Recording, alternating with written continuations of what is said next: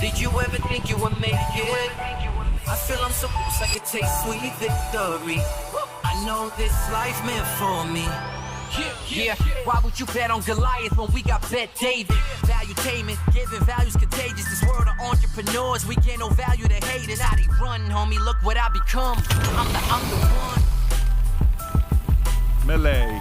Milady. All right, so happy Thanksgiving, everybody. We came in this morning, had no idea Kelly was going to prepare this entire, literally, turkey, gravy. We got the whole nine going on here. Kelly. And we decided last minute to do podcast today to cover some of the stories and spend some time with you before you go out there and spend the time with your family while Tom makes that weird noise.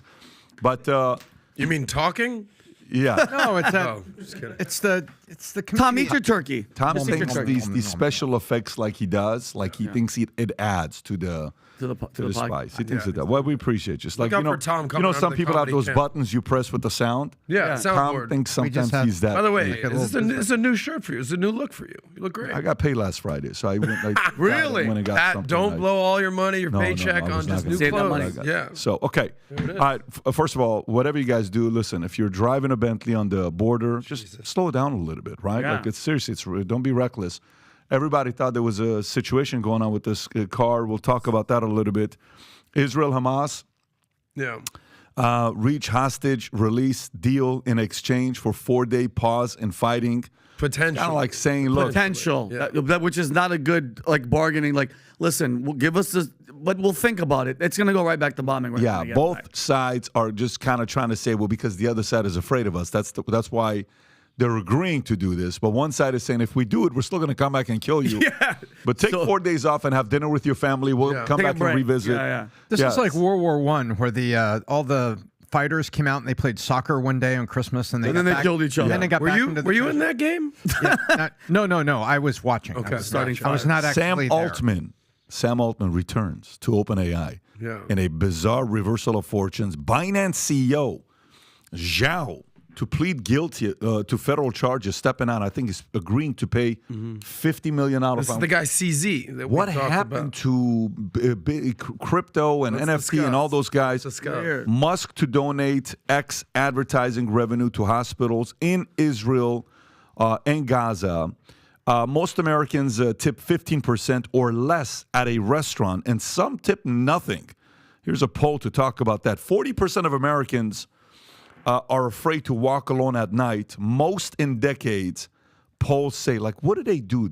How do they find this stuff? Like, to find out who's afraid of walking during the alone at night. Maybe we'll see if some of you guys, we can run a poll when we do the podcast topic. We'll get to it and we'll do the poll. Gun ownership reaches record high with American electorate. U.S. existing home sales hits more than 13-year low. Prices push higher. U.S. home sales on pace for the worst year since 93. That's 30 years. Suzanne Sarandon dumped by Hollywood agent. UTA over anti-Jewish rant. John Lovitz tears into Colbert Kimmel for pushing political agenda in late night. Scarborough, you got to see this video, makes doomsday prediction for Trump's second term, talking about he's going to execute everyone and anyone. Little random, but we'll see what he's got to say. Obama ex-National Security Council advisor smiles during perp walk. You just have to watch what this guy has to say. Very random, weird. Men may benefit from their looks in the workplace more than women do. We'll debate that. I don't know if that's true or not. Watch this. Jamie Foxx accused of sexual assault in new lawsuit. And you know who just got accused this morning? Mayor Eric Adams, accused of sexually assaulting women in 93. New York. 93? New York. 1993. And That's where we're going with this at this point. it's Coming out of the tied to woodwork. real estate because that's the last time real estate, the 93. 1993. So we'll talk about that as well. Anyways, let's get right into it, Tom. Let's start off with Sam Altman returns to OpenAI, which to me the last few days for Sam Altman, if there's been anything, he now knows exactly who his enemies are, who's on his side, who to be careful with, who not to get closer to. But here's what happens. Sam Altman reinstated as OpenAI CEO following a surprise ouster, with the company announcing we have reached an agreement in principle for Altman to return to OpenAI as CEO with a new initial board. Brett Taylor, a former co-CEO of Salesforce, will chair the new board alongside Larry Summers and Adam D'Angelo. Altman expressed his enthusiasm, saying he looks forward to building an OpenAI strong partnership with Microsoft, the company's primary financial backer. Their circumstances surrounding Altman's removal and reappointment remain mysterious, but tensions between Altman's push for aggressive AI development and the original board's cautious approach played a significant role. Tom. Wow. Well, happy Thanksgiving, Sam. You're back in the chair having Thanksgiving, and it was kind of funny. Elon Musk put out a tweet on this, and it says, "Guys, this was pointless. This was like you're back where you started. This was an interesting marketing stunt." So, Musk, Who won? Who lost? Tom. Who looked embarrassing? who looked embarrassing was the board. The board looked very embarrassing. We now see many stories out there, and the board had, Elias Skiver comes to the board, says, he's not being honest with us. He's not being forthright, blah, blah, blah, blah. We've all read the articles. And then the board looked really clumsy. There was no legal consultation. If they consulted legal, they sure didn't have those lawyers out there to talk to the media. There was no crisis communication group they were using. There was no PR firm. And as soon as this leaked out, they also kind of missed what was the temperature of the employees, because 700 employees said, I'm with Sam. And so the winner in all this is Microsoft. Microsoft has unbelievable control over OpenAI. Yeah, there's going to be this board and things like this, but Microsoft that put the $13 billion in, and Thrive Capital and Khosla Ventures, they got everybody back together. So the winners were all of those people that put money into the funds that were invested by Thrive Capital. Like, let's say UPAD had put money into a fund at Thrive Capital, and then they invested in OpenAI. You're making phone calls when this is going on and say, guys, did my investment just go up in smoke? I depend on you guys, Thrive Capital, who assimilates a fund and invests it. The winner is Microsoft, and the winner are the investors, because the band gets back together. And also, I think it's a good thing that Sam and Greg Brockman are not on the board. Now they have a stronger board, along with Larry Summers, who comes from a regulated side, the Treasury side. Mm-hmm. I think that's good. So I think the winner is, Microsoft. And it's a good thing to have OpenAI with a more structured board. Is the fear that OpenAI, Sam is so ambitious to accelerate the process of advancement with AI that we may lose control, and AI may be more powerful than, those who are humanists such as Elon Musk? You have summed up in one sentence what many people said was the debate going on between half the board and then Sam and Greg. Yeah, this is kind of what I was referring to the other day. I actually think this is a great thing for humanity. All we hear constantly is that AI is going to take over the world and that humans will no longer exist and we're going to be subjugated citizens to basically AI-generated robots that are going to be controlling us as overlords. I think in the short term, this was obviously not a good look for OpenAI and ChatGPT and Sam and everything. But I think as the dust settles, this would be good for all of us, because the one thing that they did receive from all this is clarity. The board didn't know where Sam was. Sam was sort of keeping things close to the vest, not essentially trusting the board. Us regular human, non-Android individuals are I don't even know what the hell's going on. These people are about to take over the world and the planet. And at the very least, we have some clarity on what they're doing now, what their intentions are. And then we're bringing on these sort of grown-ups in the room, especially Larry Summers. Not only was he the Secretary of the Treasury back in the... Bush days, Obama days? Yeah. Obama. Him and Tim Geithner were Obama's guys. Exactly. He was also the president of Harvard. So this is a guy who has educational background, government background, finance background, and is sort of a level-headed player in all this.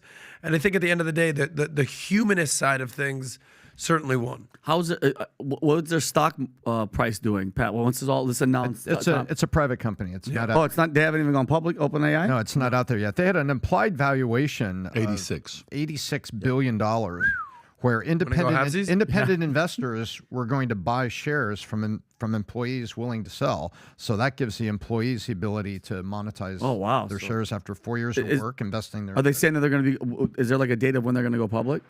Probably at some point, I would think. Tom, let me ask you a question. What do you fear with AI? You're a pretty level-headed guy, but at the same time, you can also entertain opposing ideas. What do you fear with AI? So I fear AI, the same thing. If you've ever Googled the phrase stock market circuit breakers, you'll see that phrase, circuit breaker flips today on XYZ stock. So what I fear is autonomous engines. And autonomous engines is it's like the same way people fear self-driving cars. It's not perfect all the time. Bad things happen. We saw that cruise taxis actually has to suspend operations after they hit a person, ran into wet concrete, ran over construction barricades in San Francisco. So the word autonomous is what concerns me. And when you see autonomous trading and see, here it is, circuit breakers are temporary measures that halt trading to curb panic selling on stock exchanges. The panic selling is not people. The panic selling is the autonomous engines that see a stock moving and they all follow each other. It's like if you see those big pictures, from National Geographic, where all the antelope in the Serengeti, one lion shows up, and all the animals or the zebras turn at the same time. It's like beautiful artwork. They run at the same time. Ladies and gentlemen, that is what program autonomous trading does on the stock market. Something spooks them, and then there's a circuit breaker where the stock market says, suspend the stock. And what they're really saying is stop all the program engines. So I fear the word autonomous and engine. And AI can allow more autonomous engines to happen in things. And you got to think about electric power grids. You got to think about a lot of stuff. And so that's the humanity side that I worry about, is when these engines or things go autonomous. And it doesn't take anybody to be a PhD to figure this out. Just look at the self-driving cars and look at what autonomous trading does on the stock market. There are times when they get out of hand, and there's got to be something. And the stock market uses circuit breakers, autonomous cars, where their license was pulled and they had to stop until they do more research. That's what you fear. I fear the word autonomous engines, things running amok. Have you watched the movie Creator? Creator just came out. Have you seen it? No. Have you seen it? So I normally wouldn't recommend any of these new movies coming out. This is actually a very good movie, worth watching. I think it's on Apple TV now. You can order it. It was in the theater. The story about Creator is, it's science fiction. It's the creator of AI. So set in 2070, 15 years after a nuclear detonation in LA and a war against AI, an ex-special forces agent is recruited to hunt down kill the creator. The creator is, how our creator, God, the creator of AI, he wants to kill the creator who has developed a mysterious weapon with the power to end the war, right? So what levels, like how advanced can AI get? Sometimes you watch these movies and they take you places, and then these movies 20, 30 years later become a reality. You're like, oh, yeah, that's normal now. It's a regular Tuesday today, But how crazy do you think it gets? Is it something that at all even consumes your mind as somebody that's got two kids? Yeah, Pat. It doesn't consume my mind, but I'm very, very aware of it. Remember, the circuit breakers were made by the stock market to stop that. They have software now that teachers use to see if a paper was written with ChatGPT or something. Rob, go back to that. Do you see what I mean, Pat? You have to put a contrasting control. It's like when you invent the accelerator, somebody has to invent the brake. Put it that way. Simple as that. Watch every this. application. Look at this article Rob just found. Go to it. Go up a little bit. This is 10 things movies from the past got right about the future. Okay, go down. Let's see what these 10 things are. Okay, a trip to moon, 1902 lunar exploration. Okay. For those of us that believe we actually That's went to the moon, right, Vin? Airplane 2, 1982. Great movie. Airport body scanners in the back. Got it Okay. Star Trek, the motion picture, cell phones. All right, that's 79. Fair enough. Smart house, smart homes. Smart home, smart house. Interesting. Disney. The Cable Guy, technology integration. Great movie. Okay, keep going. Keep going. Yes. Hackers, VR headsets. Wow, 1995. Keep going. Okay. Blade Runner, 1982, electric billboards. That was incredible. And it's now like everywhere. Keep going. What a great movie. Total Recall, self-driving cars. 1990, 33 years later, it's here. Just by not a far guy and that away looks the like best that. movie on this panel so far, on this list. Total It Recall? may be his best movie. Well, Terminator 2 probably. Keep going. Keep going. What's that one? Okay, 2000 Space Odyssey, tablets and videos, video calls. 1968, they predicted that. Minority Report targeted ads, 21 years ago. Yep. Okay. And then that's it. So to me, do you fear it? What do you think about AI? Vinny? I saw a documentary, I want to say 10 years ago, called The Transcendental Man. This guy, Hugo de Garis, Garis. Great pronunciation. French? I wasn't going to say Garris. So Pat, this guy was he's an Australian retired researcher in the subfield of artificial intelligence and evolved hardware. He became known in the 90s, this is in the 90s, bro, for research of the use of genetic algorithms to evolve artificial neural networks using three-dimension cellular automata, which inside the field programmable gate arrays. By the way, he claims that this approach would enable the creation of what he terms artificial brains, which would quickly surpass human levels of intelligence. Pat, he's saying these things will think 1 billion times faster than how we think in a nanosecond. He has a belief, this is him, by the way, he's 75, 76 years old, that there's going to be a major war between the supporters of opponents of intelligent machines, resulting in billions of deaths, is almost inevitable before the end of the 21st century. He suggests AI systems may simply eliminate the human race and humans would be powerless to stop them because of technological singularity. Pat, we're creating things that are going to start thinking on their own. And he said, when you look at an ant, Pat, do you even think twice about killing it? You don't think twice. We're going to be those ants to these things because they're going to be like, who are these people telling us what to do? And then they're going to take over. You really believe that? I 100% believe that. I think that's the fear. That's my fear. Is there, Pat? And that's the documentary. You want a eye-waking documentary? Is this Transcendent Man? 100%. So you're talking about like Skynet, T2. Skynet became self-aware. Yeah. Once it starts, and by the way, I do. That's the one thing. Like if you think about with AI. It is when it becomes self-aware and it can realize how powerful it is. There was a cartoon also they did a couple years ago. Full autonomy, yeah. Cartoon they did a couple years ago when the AI realizes how powerful it is and it's game over. And Pat, think about it. Remember, Rob, there was Pat, which company started doing this AI thing and it was no filter. They started asking it questions like, what do you want to do? And you know what it said? I want to kill everybody. I want to do nuclear war and I want to be in charge. There's no God. I saw it's that. Like, and then they shut down the system. It's like we're playing with something that's very, very dangerous. And and I think you said this, Pat. What's it called when it's like IA everything's helping us. It's really easy for us to use it, but we don't realize that this thing one day is going to creep up and it's going to take over. There was an AI researcher at Google, and Rob, you can search this, who was like a whistleblower. He was later semi-discredited. Remember this? Where he said that they'd done experiments and the AI demonstrated, kind of an emotional response or and he was later fired. Was that him? Yeah. Pat, you don't think so? You don't think that one day these things that, especially if it's going to think on its own and it's thinking 1 billion times. I think Brandon told us something about this quantum computing. This thing is going to own you. And it's not going to want to. Google fires Blake Lemon, the engineer who claimed AI chatbot is a person. Oh, I mean, well, I'll give you a little. So ever since the first industrial revolution, right? What was the advent of the steam engine, right? Yeah. We're now approaching the fifth industrial revolution. What's the industrial revolution? Basically replacing human jobs, whether it's, pushing stuff, building stuff, slamming stuff, just masonry, to basically utilize what machines do. Now, so the first industrial revolution was the steam engine, and then it went into mass production, like factories, everything with that. And the third industrial revolution was, digital, internet, everything that we've known as far as growing up in the 80s and the 90s.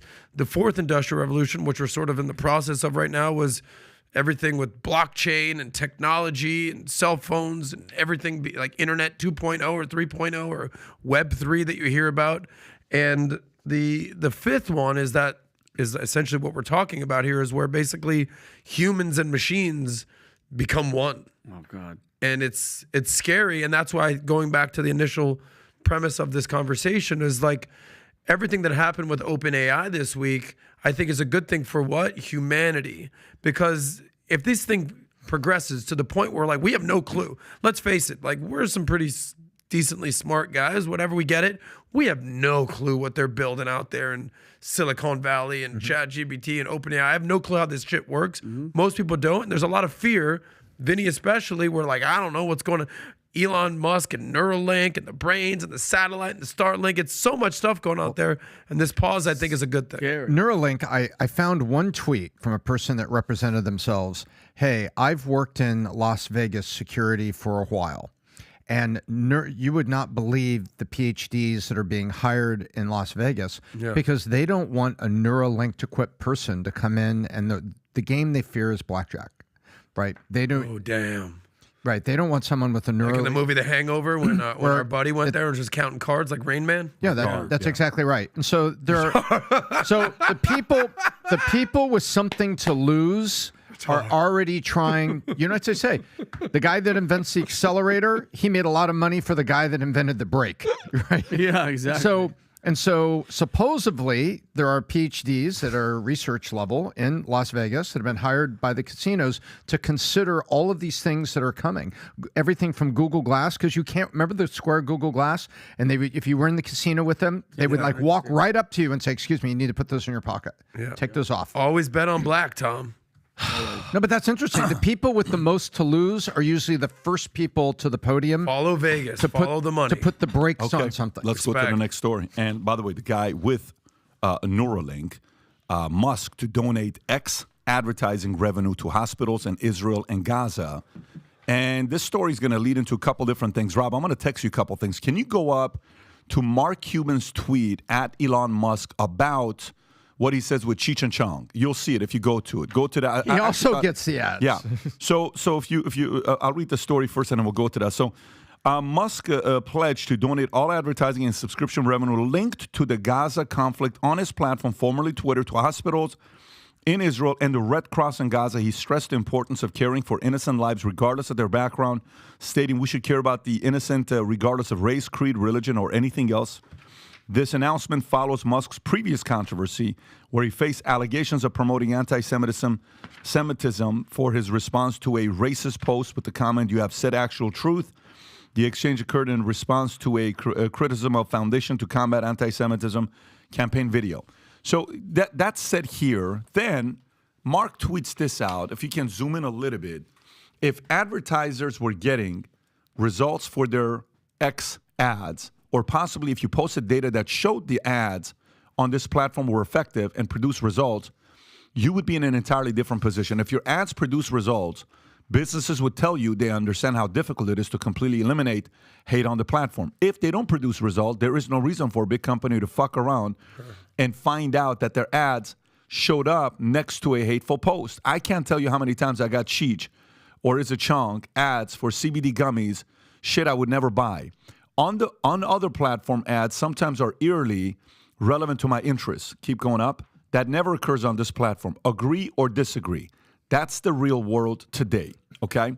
So now, then I see this here, which I want to kind of share with you, is what just came out. Rob, I'm going to try to send this to you to show, do I go Robert's MacBook or Rob's iPhone? Do you go by Rob or Robert? Which one is it, Rob? iPhone. Okay. I send it to both of them. So great addition, Rob.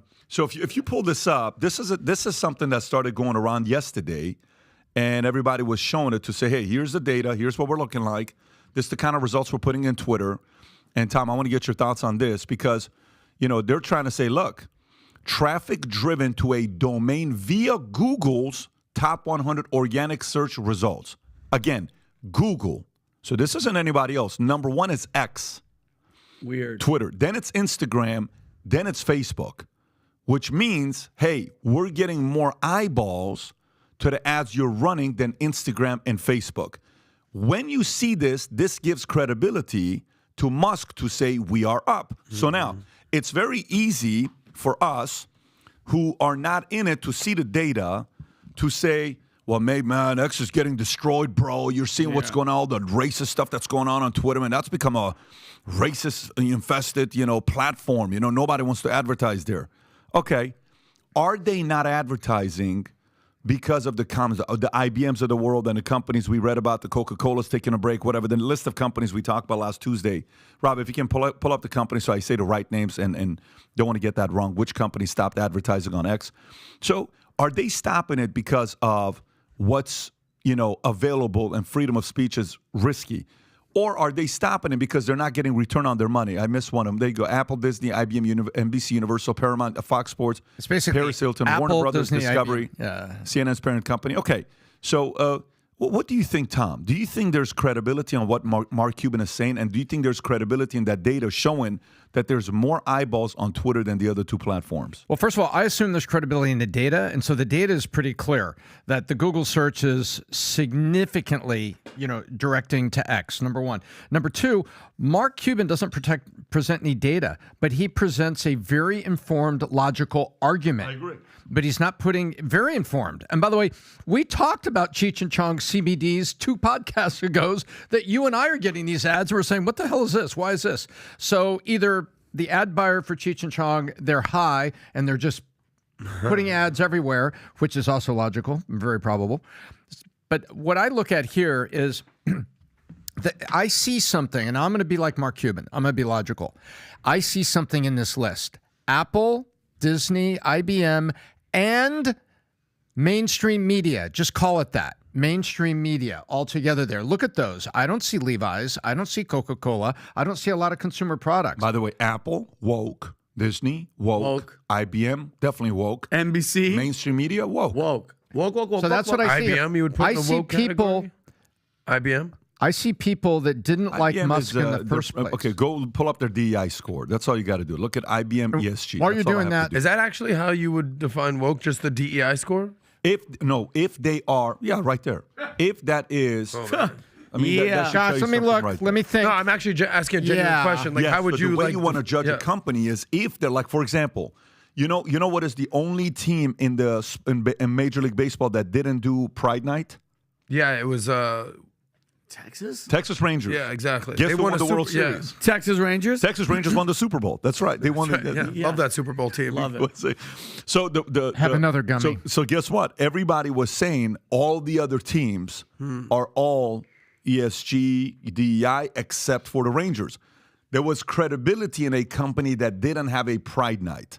So IBM has it as well. So Tom, you were saying, keep going. So I'm going to be logical with this.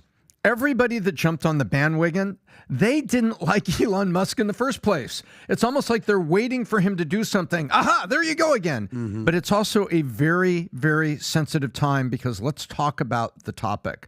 The topic is Israel-Hamas, and there is horrifying things going on. So we're not just talking about, do you believe George Floyd or do you not? And a man died in that encounter.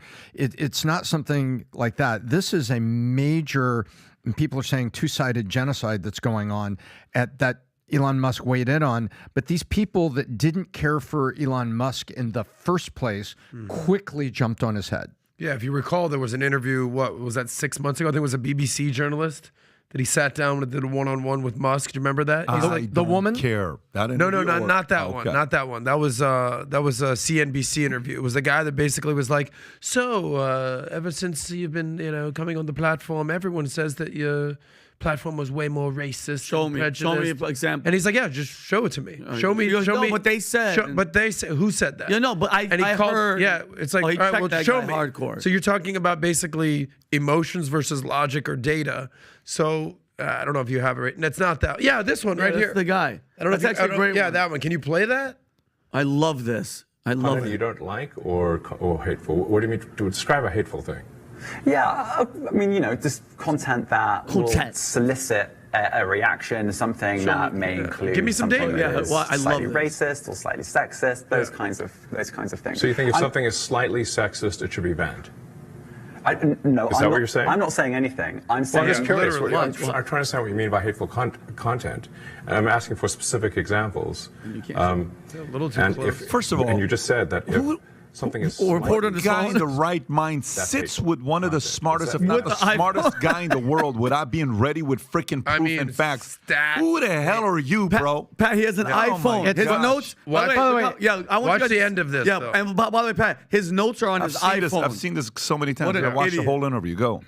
Well, you've asked me whether my feed starts basically whether it's got tripping less over his or own more. words. I'd say it's Elon got wants slightly answers. more. Look. That's why I'm asking for examples. Yeah, let's go. Can you name one example? I honestly don't use. Honestly, I You don't. can't name a single example. I'll tell you why, because I don't actually use that for you feed anymore because I just don't particularly like it. But you And said actually, you- a lot of people are quite similar. I Well, only look at hang on my a second. following. You said you've my seen following. more hateful content, but you can't name a single example, not even one. I'm not sure I've used that feed for the last Feed. 3 or 4 weeks, and I. Well, then how honestly- did you see the hateful content? Because I've been using it. I've been using Twitter since you've taken it over for the last 6 months. Okay, so then you must have at some point seen for you hateful content. I'm asking for one example. Right. And you can't give a single one. And I'm saying. I say, sir, that you don't know what you're talking about. Yes. Really? Yes. Yes, because you can't. But you see how he did it so eloquently? Just give me the data. Give me the facts. Well, this is what the That's the video I was talking about. But see, this is exactly how the left operates. It's like, no, you're this, you're that. But then when you check them and you say, show me the proof, they go, no, well, I heard it from because it's all Vinny, bullshit. the proof's in the pudding. Would you Yeah. pass some of the pudding You over want there? some? Right? Yeah, actually, This one? Look, I've been By the way, using- happy Thanksgiving, everybody. Thanks Happy for Thanksgiving. joining us today. You know what? I've been No, using. You already gave me that. I've been using a little term privately, and I'm going to start using this more publicly. Tatum. And I call it the uninformed narrative puppets, UNPs. And I hope it catches on because that reporter is an uninformed narrative puppet. Yeah, He's an and- uninformed puppet trying to go with the narrative. Oh, it's so hateful. Oh, it's so hateful. But they're not ready to put anything out there. And remember, the headlines and things they put out there, they're uninformed narrative puppets. They're going with narrative. Poupées is the French because terminology. media matters, and I love how he called out Media Matters for being Poupée, like Millet. pure evil. Millet. Millet. Yeah. Poupée. Javier Moulet. So let's. Poupée. All right. I agree. Let's continue real quick. I want to spend 2 minutes on this story. Not a long time. Binance CEO CZ to plead guilty to federal charges steps down. Where's he at? Here we go. Binance CEO has pleaded guilty to federal charge and stepped down as a part of a $4.3 billion settlement with the Department of Justice, resulting in a multi-year investigation to the world's largest cryptocurrency exchange. Z expressed responsibility. What happened? No, just ready to expressed talk. responsibility.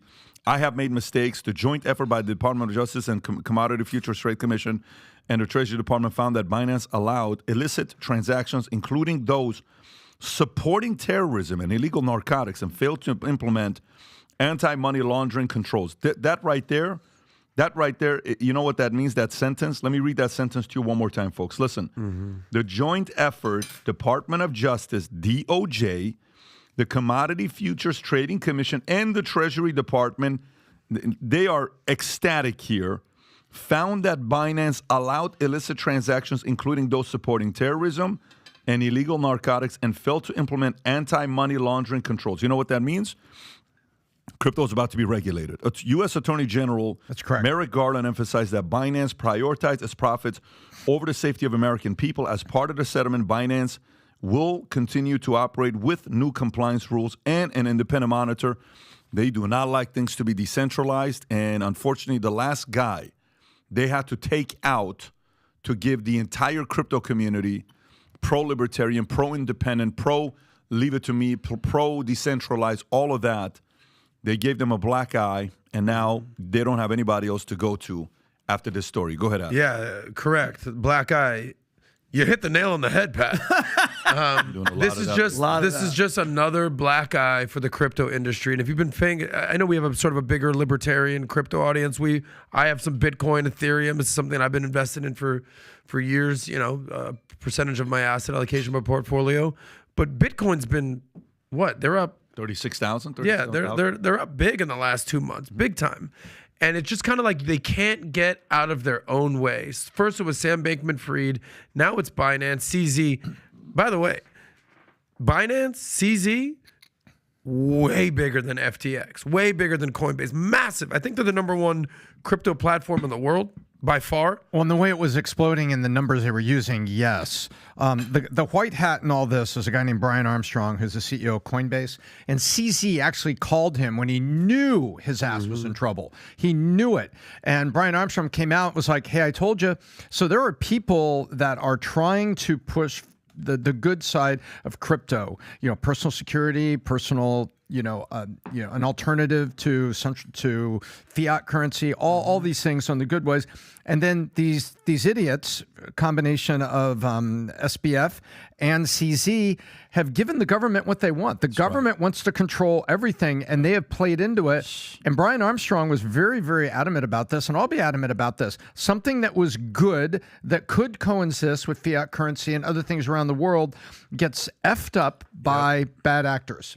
And here comes the government. Hey, wait, I'll fix that. Right. Listen to the three agencies, departments of governments that Pat just said.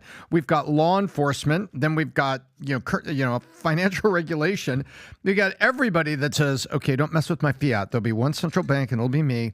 Don't need you guys running around like this. And they're going to put it under control. And look, I live in Miami. We all know that Miami's sort of become the crypto hub of the United States, if not the world.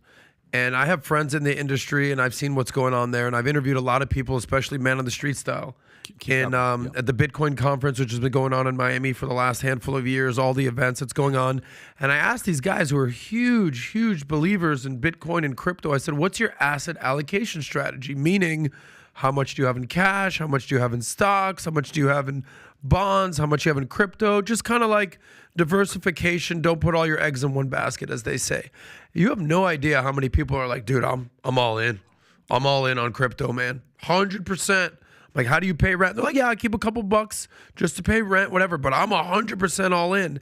That is a very, very scary situation, right? Because I'm a big, keep a percentage in cash, keep a percentage, and majority of my money is in index funds or mutual funds, the stock market. Obviously, Pat, you've got 150 million ain't what it used to be, but I know you're big into the cards and everything and commodities and gold for that matter. And I know you have a little percentage, whether it's 2% or 5% in the crypto space. I've done the exact same thing.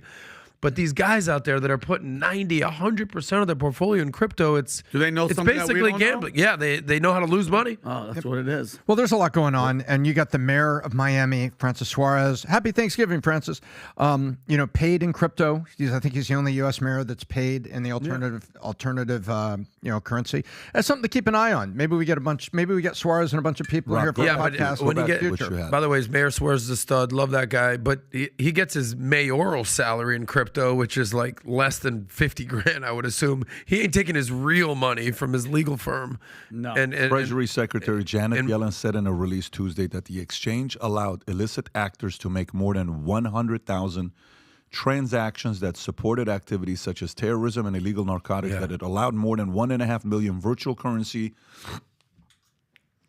trades that violated U.S. sanctions. So it allowed transactions associated with terrorist groups such as Hamas, Al-Qassam brigades, Palestinian Islamic Jihad, Al-Qaeda, and ISIS.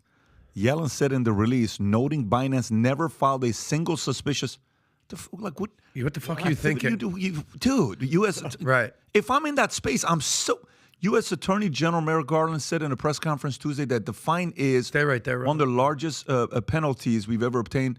Using new technology to break the law does not make you a disruptor. It makes you a criminal. Binance prioritizes profits over safety of American people. Okay, so let me give you what I think about. Can you go back up, Rob? Let me give you what I think about this here. So, for example, OnlyFans, all right? OnlyFans. You know what the market value of OnlyFans is? What's the number we looked at the other day? It was a weird number.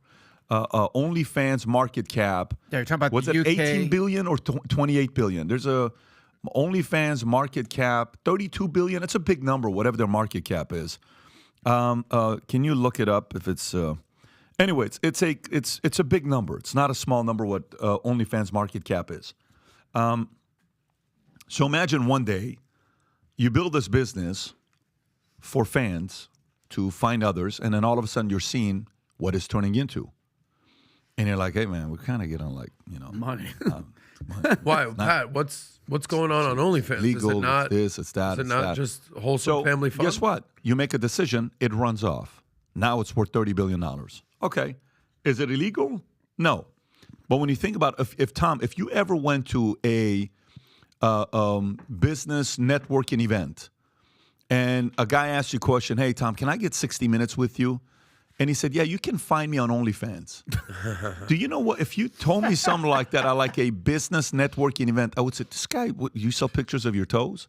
You sell pictures. Like, what do you do? What are you selling me? he It's does. kind of How weird. Tom right? made all his Now, money. by the way, here's the thing. If you do want to ask Tom any question and have a 60-minute call with Tom, Vinny, Adam, myself, even Rob, you can find it on Minect, Minnect. Rob, if you want to put Minect up there so people Hell can yeah. see it. I don't know. You've had 500 plus people ask you questions on Minect. Tom, you're up there. God knows how many different. Yeah. Go download the app Minect and connect with anybody you want and ask them questions. There's a bunch of people you can ask questions on Minect, and they get back to you. Matter of fact, there was a guy the other day asked 10 questions of 10 different realtors who are professional realtors, winners, and he got 10 different answers on how to win in today's economy as a realtor. So you'll find a bunch of different people here that you can ask questions on Minect. But here's the point. The point is, with Binance, when you see all of a sudden money is coming in from Al-Qaeda, from Hamas, for your CFO comes in and says, hey, boss, what's that? We just saw $5.2 million from Palestinian Islamic Jihad. What do we do? Well, why don't you just categorize it PIJ? Yeah, but it's the jihad. Yeah, how much money was it? This much. Okay, what's the big deal?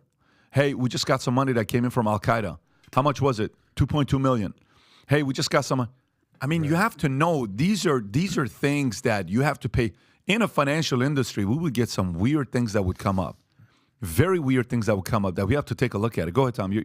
I feel like you want to say something. No, I'm agreeing with you. The suspicious activity report runs from nuisance all the way to protection. Nuisance. You sold your car for $15,000. You go to put money in the bank, and you'll notice if you bring cash to the window, you have to initial that form and say, where did this come from? Because it's more than $10,000. If you do that, I did this recently, and guy had a cashier's check. We went to the window, and the lady at Chase says, well, you need to do this. What's this for? What's it for? Well, I sold the car. Who's the buyer? Blah, blah, blah. That is a form of a suspicious activity report. One level, I found that kind of intrusive. Gosh, all they did was sell a car. It's 15 grand. It's not 150 grand. And on the other side, they're trying to protect people. And here you got Binance out there facilitating transactions with hi, listen, I sent $4.5 million to Turkey. I didn't get my Stinger missiles. No, you need to call FedEx. They're the ones delivering those. Binance didn't do what it's supposed to because we as Americans can see it. And sometimes it's, annoying. Like the example I just gave, selling a car. But at the other end of it, this is supposed to protect us when it's like, where's this money coming from? What was bought with this? What's going on? Giant transactions for artwork and other things and jewelry are quickly explainable. Big, giant chunks of money for other things, like for buying a property, are quickly explainable. When you have millions of dollars going from Cartagena to Mexico City and bouncing through a Bahamian bank, yeah, maybe we should look into that. That's probably a couple tons of powdered sugar that's moving around. Right. And Binance was supposed to be there. These are suspicious activities that the reporting and the investigation of them is supposed to give leads to the DEA and to defenses around the world to protect citizens. And one more thing, what Vinny and I always joke when they say like nothing to see here, nothing. There's always something to see there. 100%. And essentially, what this comes down to two things: fraud and crime, and basically his inability to even look the other way when you're talking about money laundering and failing to prevent money laundering. I love the example that Pat gave about OnlyFans. Yeah, it's like, all right, nothing to see here. It's all good. But there's a big difference between seeing some titties and seeing some terrorists and terrorist activities. Big difference. So at what point when you're dealing Maybe one with of the most powerful quotes you ever given. Thank you, sir. Titties and terrorists. Titties and terrorists, place to go. But the difference is when you're talking about Islamic Jihad and Al-Qaeda and ISIS and Hamas, they are in that category, ladies and gentlemen. And just turning a blind eye to this, at what point do your morals become more important than money? And clearly, he didn't give a shit. Nope. A lot of them don't. All right, next. Israel and Hamas reach hostage release deal in exchange for 4-day pause in fighting. Israel and Hamas have reached a deal in which around 50 hostages being held by Hamas will be released to Israel, according to multiple reports, while fighting will pause for 4 days, making the first major agreement between the two sides since Hamas' October 7th attack. The 4-day pause in fighting will be the first pause longer than 4 hours that Israel has agreed to since the fighting escalated In early October, Israel will let 308 trucks in a day cross from Egypt into Gaza as part of the deal, according to Axios. According to Qatari officials, Israel has also agreed to release some 150 jailed Palestinians, all women and children. Adam. Yeah, well, you know the famous phrase, we do not negotiate with terrorists. Well, that is exactly what Israel is forced to do at this point, where they're negotiating with terrorists. And today, Thanksgiving, when we're all sitting here enjoying life and the amazingness that is America, on the other side of the world, they are basically trying to get their hostages back. And that's essentially been the main reason why they have not been even willing to have a ceasefire. But it's good to see, for humanity's sake and for innocent civilians' sake, that a ceasefire is pending. And today is supposed to be the day, but now they're essentially supposed to be pushing it back to Friday. And what's holding up the deal? Well, Hamas has not lived up to their end of the bargain by providing any of the details that's supposed to come with these list of hostages, i.e. names, genders, details, logistics, nothing. And, you know, luckily, the United States and Israel, alongside with Egypt and Qatar, because Qatar is very much involved in this. A lot of Hamas's leadership is based out of Qatar. So everyone's stepping up and basically saying, listen, let's get to the ceasefire at some point. And, you know, if someone, I try to equate this into just like humanistic terms. If someone held your kids hostage and they're like, hey, just chill out, man. Like, just have a little ceasefire. You're like, yeah, I want my kids back. I want my children back here. And you're telling me to have a ceasefire. Give me my children back. And, you know, these are the children of Israel. This is the family of Israel. And it's great to see, much like in any time there's a situation, that there's women and children and old people are going to come first. And essentially the details of the deal is there's going to be 50 of the over 200 hostages, women and children initially, that are going to basically be exchanged for 150 Palestinian prisoners that are apparently also women and children. I don't know what those details are. Kind of weird. But yeah. But so there's this exchange. It's sort of a 3-to-1 exchange. Israel has been notorious. If you look, I mean, Rob, you can Google this. They will exchange one Israeli citizen for hundreds, if not thousands, of terrorists or people that are put in jail. Like, that's how much Israel cares about their citizens. They will literally exchange one citizen for 1,000 terrorists, essentially, or whoever's in jail. So you can look into that. But ultimately, here's what has to happen, because hopefully this takes place. I would say there's a high likelihood that this doesn't take place. You're negotiating with terrorists. So we'll see what happens here. But if there is some sort of ceasefire and exchanging of prisoners and hostages and everything that's going on there, that's great. And then what I think terms of the deal is that for every day that there's a ceasefire, they will release 10 more hostages. So we would all love to see a cessation in war and activity and everything that's going on with that. In the meantime, Israel has been attacking the operational headquarters, allegedly, that is in this hospital area. They've been basically going after tunnels. They've been going after weapons manufacturing sites. And I think it's come to the world's attention that Hamas has got to go. What needs to happen is that the UN needs to step up. The Red Cross has already stepped up. They're going to need to basically set up some sort of temporary political solution, a UN-run government to run Gaza. And we would all love to see the ending of war and the ending of this. The only way you bring a terrorist to the table is you kind of go Kaiser Sose on them, right? You're willing to go one step further than they are. Oh, wow. And we've seen the videos, and one of the videos most striking to me was seeing how the Israelis planted, a high-intensity explosive charge on one end of a tunnel, and they set it off, and you saw a back blast, but then in the distance, on a straight line, then off to the left, you saw the blast effectively coming through like manhole covers. Yeah. That was air vents. And so I'm saying to myself, man, I sure hope Israel knew where that tunnel went and was sure that there were no hostages in little rooms or caves down under there, because the concussive force there, basically it kills people rather quickly, right? The concussive force of an explosion in a contained area breaks your eardrums, creates intracranial bleeding, and you're dead. And so I just sure hope that Israel knew that there were no hostages along that line and where that tunnel was going, number one. But number two, you look at that, immediately took out any living thing that was on down that half-mile tunnel. And you say to yourself, okay, guys, if you're hiding in that tunnel, you're no longer hiding there because you guys are all dead. And it appears that Israel's had some, despite the bad view, and I hate what I'm seeing here because I believe in the notion that when you kill a man with a child and you leave the child and his three friends are when they turn 18, 16, they're becoming bad guys. You're making bad guys out of these children who have lost their parents. Yeah. But I believe Israel's had some effectiveness with what they're doing, and that's brought Hamas to the table to negotiate this. Well, again, America doesn't negotiate with terrorists. I don't know how Israel or anybody else does. But let's say they get all these hostages back. Then what? Is that end game? Then what? It's because I mean Hamas is still apparently out of the 11,000 that have been killed. The majority are women and children. You guys know how many Hamas terrorists have been killed in this? They have not had concrete numbers because it's hard to do that because but if you had runs to, it. I don't know. I'm not going to guess. I'm not going to guess. But people have guessed, and it's a about guess. 100 or 200. And I'm being. Give me your source for that.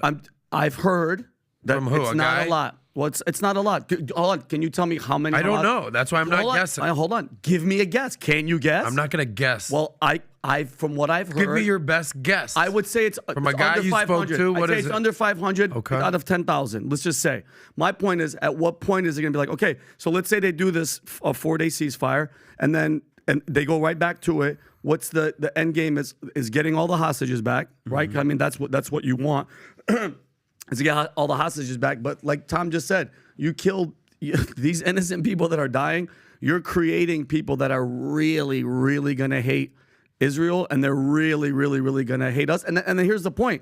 Here's the point that I'm going to. Did you guys saw that internal memo that was released that Israel said, hey, listen, we didn't want it to come out, but the media and everybody got it robbed. Did you see about this? And it was their plan. Valuetainment, Connor Walcott reported on it. It was an internal memo saying that all the West and everybody is going to have to take all these refugees because Israel doesn't want to take them. They're because mind you, all these people are going where right now? Where are all into refugee camps? Okay, where? Israel's not the Egyptian border's not open. The Rafah crossing, that's where they. Yes, but ask yourself, why won't Egypt take these people in? Why won't Jordan take these people in? Why won't the rest of the Arab world take these people in? I'm asking you why. Because nobody wants people that are pissed off because they're getting bombed, Adam. Would you want to take anybody? That's a big point. Why didn't they take them in prior to this? What I'm saying is, though, the attitude of, well, we told everybody to leave. Where are they going? They're just going in a camp and sitting around? Where are they going to go? I'm just curious. This sort of highlights the bigger problem that's going on here. And I equate it to, I'm going to make a sort of a weird analogy, what goes on in America when black on black crime. Like, nobody talks about black on black crime. Nobody talks about what's going on in Chicago. Nobody talks about what's going on in DC. Where are the riots for that? Where's the BLM movement when black people get killed by other black people? But when one cop randomly kills a black person, which is very, very seldom, all of a sudden there's riots and there's protests. What's the analogy? We're not talking about what the Arabs that are killing other Arabs in every other part of the world, in Syria, in Lebanon, in North Africa. Certainly what's going on in Iran is a fucking travesty. But all of a sudden, when Israel tries to defend themselves and their right to a sovereign, peaceful nation, they're the bad guys. Go ahead and march when Al-Qaeda in North Africa starts terrorizing other North Africans and they start killing other Muslims and Arabs. Where are the marches for that? Where are the marches? You only care about when the Jews do. It's essentially the same thing that goes on here in America.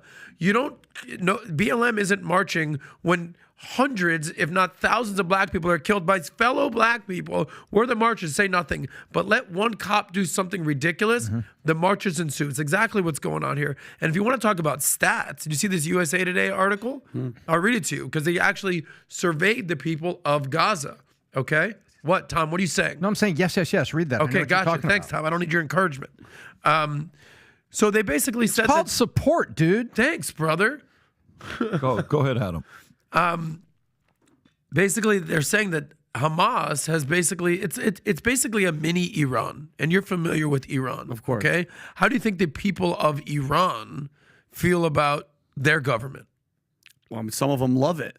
Not No, the majority of people do not love their government in Iran. Well, you said some people do. The and some majority of people. people, I mean, I don't know. What are the stats? Have you?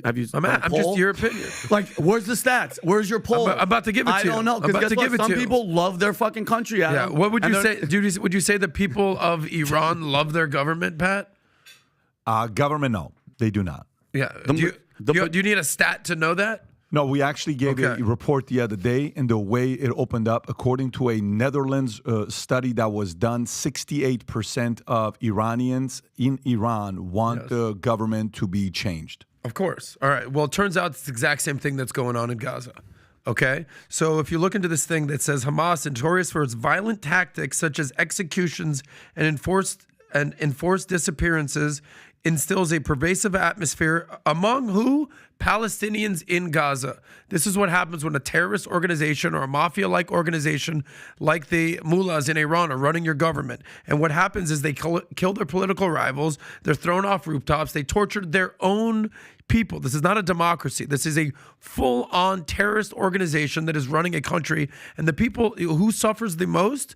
Innocent civilians in Gaza, 50% of which were born prior to Hamas coming into power in 2006. Innocent kids, innocent victims can't even go out there and speak. So here's some numbers for you.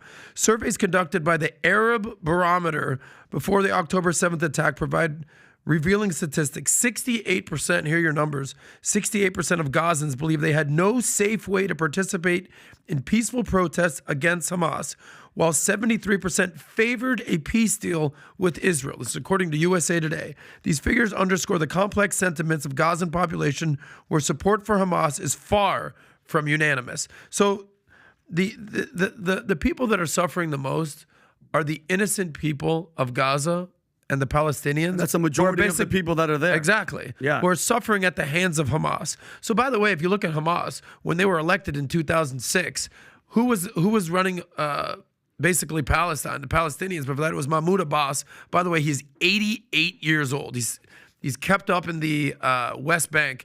He has not been to Gaza since 2006. Why? Because they basically had a civil war and they will freaking kill him.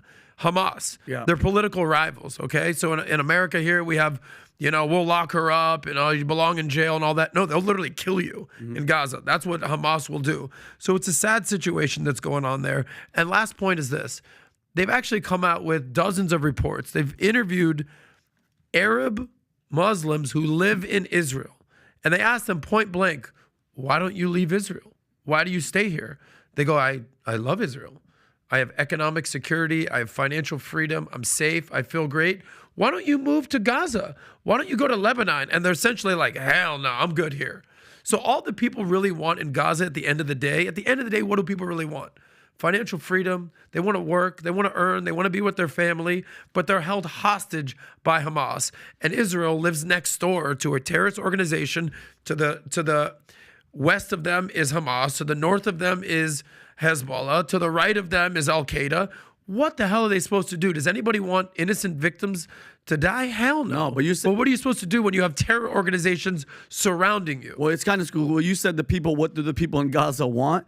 You mean wanted. Because there is no, it's flat. Yeah, and everybody's gone. 50% of the people have been displaced. Everybody's but did Israel want this? No. On October 6th, they had no issues. No. I'm not saying no issues. And Adam, but there was no war. And this is a point that I have to make, Pat, and we'll move on.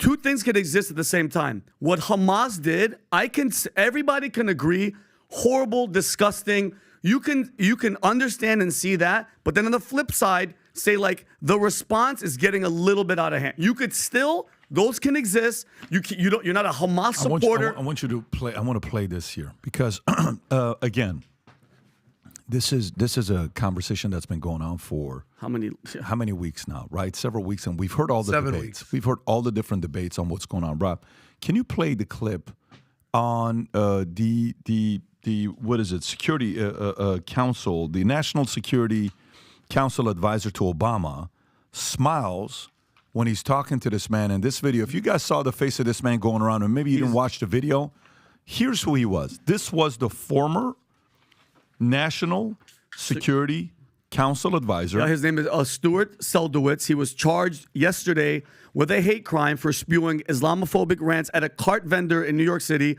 The vendor's name was Mohammed Hussein, who's, by the way, of Egyptian descent. He's an American citizen. He was working when Seldowitz, who's Jewish, approached him and started verbally attacking him. Mohammed said the incident was unprovoked, and he said that he's going to sue Stewart for hate speech and harassment. And, Pat, I'm not going to give it away because this is 2 minutes long. Do you want to show the whole thing or just at the end when he says, and I quote, if we killed 4,000 Palestinian kids, Let him play. Watch so, this. Show the play. Don't you play Litterman. We'll fast forward. because it's going to be okay. Go ahead.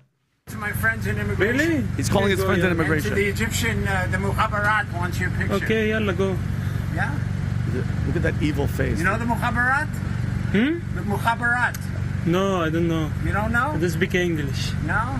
Yeah, go, yalla. Mukhabarat in Egypt will get your parents. Go, Look, go. Does your father like his fingernails? They'll take them out one by one. Jesus. Look at that يلا روح face. من هنا يلا go Well, why should I go? Why should I go? Tell me why I should go.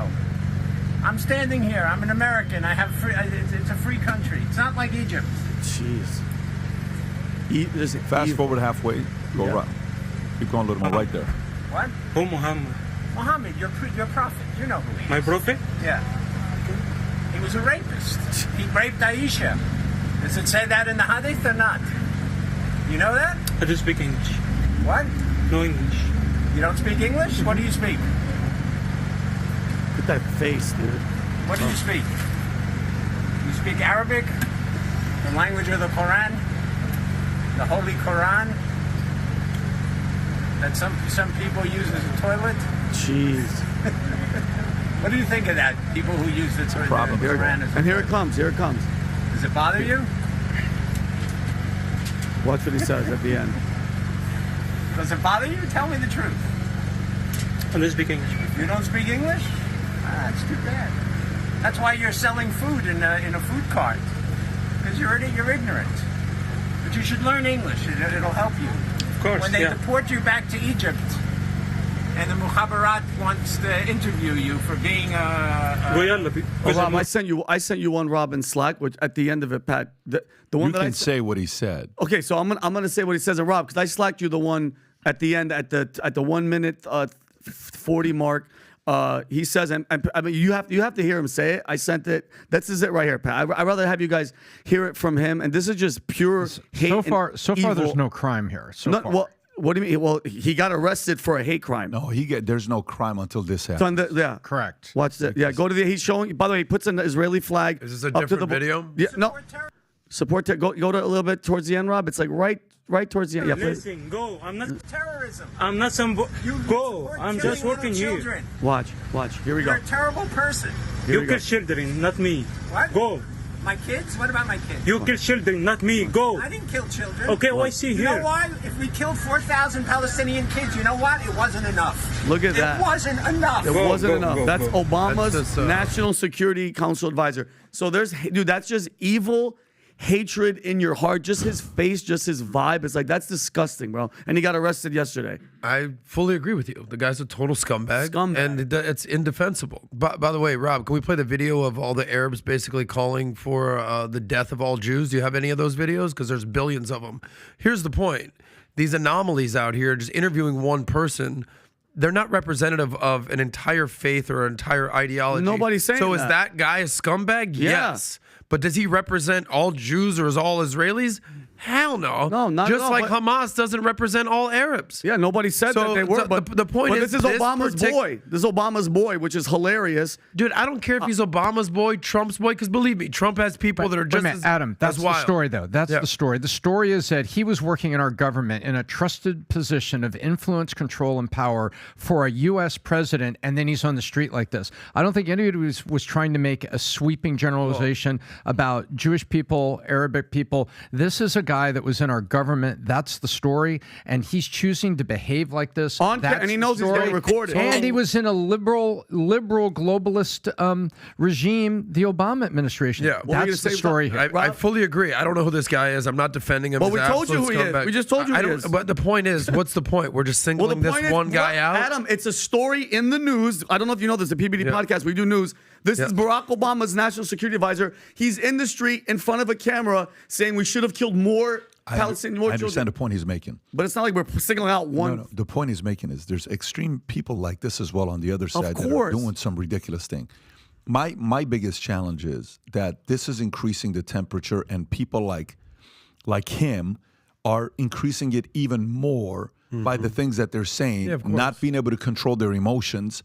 And for somebody that lives in America, you have to realize the people that live in Poland, their number one priority is what? Poland. The people who live in Australia, their number one priority is what? Australia. People who live in U.S., guess what's their number one priority? Should be U.S. if you got a family. That should be your number one priority. Now, I'm Iranian, Assyrian, and Armenian. Whenever something happens over there, that tugs at my heart, and I'm a part of it. So I understand as a person that's Jewish, or somebody that's Palestinian, or somebody that's Muslim, or somebody that whatever may be, they're going to have their emotions being involved because it's heritage, it's pride in your background, who you are. But at the same time, the fact that these temperatures are not decreasing at the levels that we need concerns me in today, where yesterday a guy driving a Bentley is flying into a Canadian border, blowing up, and CNN and Fox and everybody says there was explosive stuff in the vehicle. And yeah, is that the one? Watch this video with this car just flying. Look at the background. I think it was like 110 miles an hour back. Press play, Rob. Identifying who the occupants of the vehicle What the hell is he doing? Any potential motive car. that they may have in terms of in groups they may belong to. Turn off the audio, Rob. We're not listening to what she's got to say. Just want to watch the video. Yeah. What is he Watch doing? this. Dude, and by the way, he's going from Canada to here. That's how bad it is in Canada. They're driving 110 miles an hour to get the freak out of there. Justin Trudeau, that should be a video. Get the hell out of Canada. That's the truest thing you've said all day. There's a new meaning to I don't need any facts for that. Yeah, we don't need a fact check for small unsuccessful division of Air Canada here. Okay, let's go to the next one. Let's go to the next story. 40% of Americans are afraid to walk alone at night, most in decades. This is a Miami Herald story. Let's see what this is. The Herald. So, all right. So, concerns about certain crimes in the U.S. are at the highest levels in decades, despite a decrease in violent crime nationwide. A Gallup poll found that 28% of Americans worry about being murdered, a near high, and 72% worry about falling victim to identity theft. Additionally, 50% worry about their cars being stolen or broken into, 37% fear being mugged, and 32% are concerned about being attacked while driving. The heightened fear has led to a significant impact on daily life, with 40% of Americans being afraid to walk alone at night within a mile of their home, the highest number in 3 decades. Crime concerns also prevent 34% from driving in certain areas, 28% from attending events, and 28% from speaking to strangers. Does any of this apply to you? Are you concerned? I mean, Pat, you know me. I love living in Florida because I'm armed all the time. But what do you expect, Pat, when you have not only the open border, you can steal up to $1,000 and underneath. The defund the police attitude has made cops not give a shit because they don't want to. Why would you want to help if you were a cop? Everybody's watching. Everybody's trying to record you and see if you F up. I think people should be concerned, and you should be armed, and you should take care of yourself. Because at the end of the day, Pat, when shit hits the fan, who's going to help you? You're going to stop him like, hold on one second. Let me call 911 to a cop that can give 2 shits now because the country's been shitting on them for the past 5 years. No, you have to protect yourself. And good guys, be worried and be scared. With an open border, with the sentiment that we've had towards cops, with states saying, you know what, steal as much as you want, just as long as they're incentivizing people to steal and shit. Yes, I think everybody should be worried, and you should be armed, and you should take care of yourself because nobody's going to help you. Yeah, I'm increasingly concerned about personal security, but I don't let it affect that I'm too scared to go outside or not do things in life. I still go to football games. I still go out and shop. I still do things, but I'm hyper aware. And with a daughter who's about to go off to college in 9 months from now, she's going to be going off to college. We talk about personal protection. We talk about the things you do when you get out of a car in a parking lot. Looking around, and it's just there's more training and more awareness and more just being, because if you do these things, and I set her up with a license so she can get pepper spray and all that kind of stuff. If you do all that, then you can live more comfortably and not just be scared looking over your shoulder. I would hate to live a life where I was just scared looking over my shoulder every day. I want to feel perfectly comfortable and unconcerned going to the ATM, going to the store, going to the beach, going to a football game. But you know what? I've got precautions. You can get a carry permit. You can get your children set up at the right age, to be trained in use of pepper spray and things. And so you have plan B. Why do you have a fire extinguisher in a kitchen? Just in case, but you don't worry about every day. I hope there's not a fire. I hope there's not a fire. But you have what you need when you need it. That's how I want to live life, is live life not stupid and unassuming and walk into something and I should have been looking around and paying attention. But I want to live life comfortably with freedom and have a degree of just peace about myself when I go out. But I will have fire extinguishers. Well, I'll tell you what, these stats, they're alarming and they're just quite frankly sad. So the 28% of Americans feel worried about being murdered, okay? 72% fall victim of identity theft, 50% worried about their cars, 37% being mugged, 32% being attacked while driving. It's absurd. So this just sort of gives credence to the America First ideology. It's like we're trying to be a policeman of the world, and in some instances we should, because if America takes a step back, who then leads the world? China? Russia? Iran? The axis of evil? Hell no.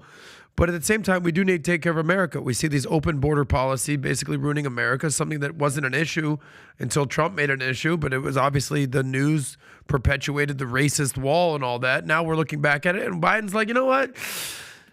Maybe we build that wall, buddy. So we see what's going on here. So the rot within America and American society, the decline of American values is real, and it's just sad to see. And guess what? Because of these stats, that's why gun sales are at an all-time high. People aren't being stupid. By the way, they're every year they're getting higher and higher. And can I be dead serious with you? When you are armed, Pat, legally armed and protected, I don't feel as scared because I know that I'm gonna take care of myself if shit does hit the fan. That's why I roll with Vinny as my personal bodyguard. By the way, do you know what percentage of Iranians own a gun? In Zero? Iran? In Iran? 7.3%. Really? How'd they even get it? Do you know what percentage of Americans own a gun? 120%. Let's go, baby. Did you know the stat or no? 100. Hold up. What percentage of gun ownership worldwide? Pat, legal. Some people have Is this 10 guns. Is this guns divided by population? Yeah. It's percentage of. Do they have it broken down by how many people actually own a gun? Like, I think it's like probably 25% of Americans. I don't know what. See what I'm saying? Go right there. Zoom in right there. Look, Adam, you're saying like illegal. Gun ownership. U.S. is 120%. Serbia's 39. Uruguay's 35. Canada's 35. Finland's 32. Look at number 2. Yeah. Falkland Island. Hey, So listen, Yeah, they still don't trust If you the ain't British. first, you're last. In other words, what this tells me is, Rob, can you do me a favor? Do you know what the former National Security Council? You mean the guy at the food cart? Oh, the guy that said, hide your wife, hide your kids, hide your husband. Hide your wife. They're going to rape everybody. They're raping everybody. Rob, play this clip. It's by far the best one. I just texted it to you. And then go to minute 5. I mean, this thing was so popular that it became a rap song. You don't want to. Have you seen this thing? Or not? Yes. Have you Amazing seen it? clip. Antoine Dotson turns into a rap song. Yeah. Oh, yeah, because they're raping everybody up in here. Yeah. Just go to minute 5. There's certain. 10 years ago, this was, you couldn't escape this. This is a while This ago. was the equivalent of the big black guy with the black bar. Certain That hits, Certain hits are. Go to minute 5. Oh, and the picture of the leprechaun? Yeah, right. Right. Was that part of it? Watch this. Right. Obviously, we have a rapist in Lincoln Park. He's climbing in your windows. He's snatching your people up, trying to rape them. So y'all need to hide your kids, hide your wife, and hide your husband because they raping everybody out here. The attacker got loose and went out.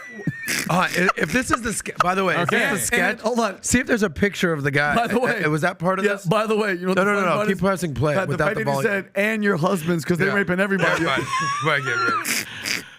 Rob, don't turn on the audio. No, Rob, not let the us audio. listen to it. Oh, okay. goodness. He goes, Rob. I think they had a sketch of the You guy. got fingerprints and all. You are so dumb. You are really dumb. For real.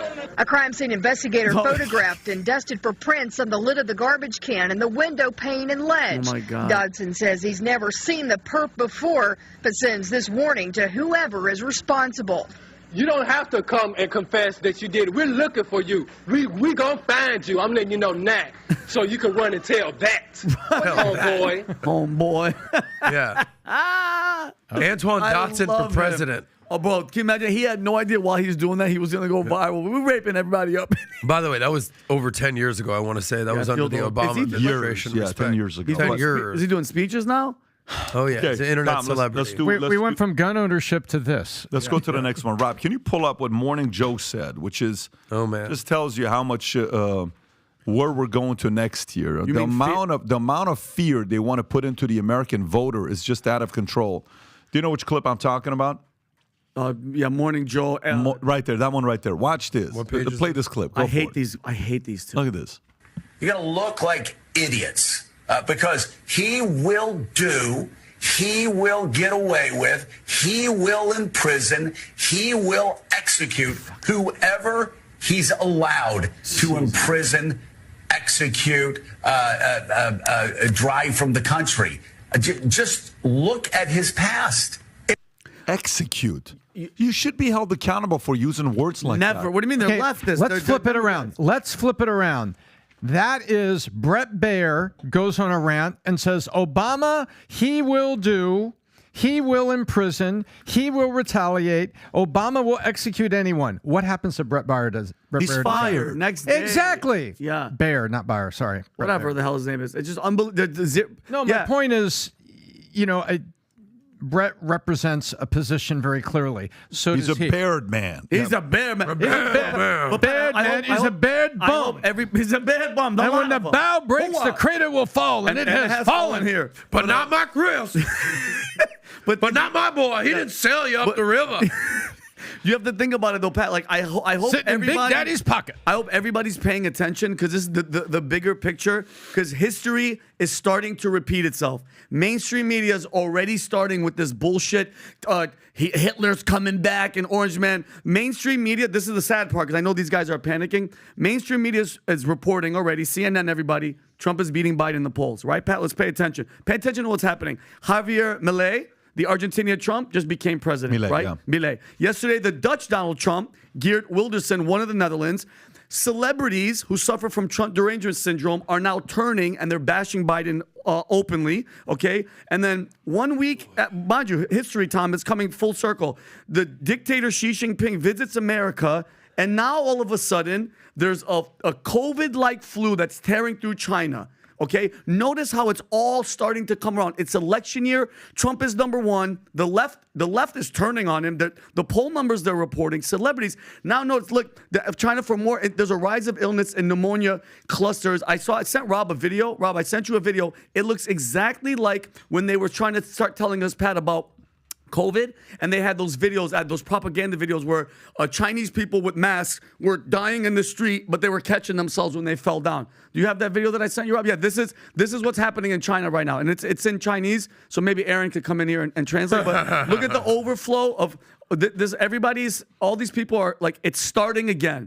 And by the way, I wouldn't be surprised Xi comes to visit. He might have brought this here with us and given it to Biden. He's like, hey, listen, you take this, and if you want to win the election, you want to stay in the basement, release this COVID-20. This is ridiculous, Pat. Like, people don't see it. You don't see what's happening. You're going to the point where you think that's what's taking place? I'm going to. Well, You think they're going to be able to get away with the playbook they use in 2020 and 2024? With Americans, Pat, the average American, you mean those idiots that are lining up to get booster 5? Let me ask you a question. So how did Milei win in Argentina? How did Geert Wildern win? How did these guys win? I mean, go to Geert Wildern, who just won, and everybody says the anti-Islam, anti-EU populist who could be the next Dutch PM. And they're calling him the next Trump. So anybody that is a conservative is a far-right 100% candidate is who they are. Milei is a libertarian, and this guy is also going around doing what he's doing. And, in football and in basketball, you put a play, very rarely will a team do the same play back to back because the defense is now able to read the play that you're going to do. Very rarely you're going to do that. Yeah. If they try to do the same play as they did in 2020, which that was very effective, you have to come up with a more creative play than that. And you don't have someone to hate today. They're trying to get the world to hate Trump because that was the playbook for 2020.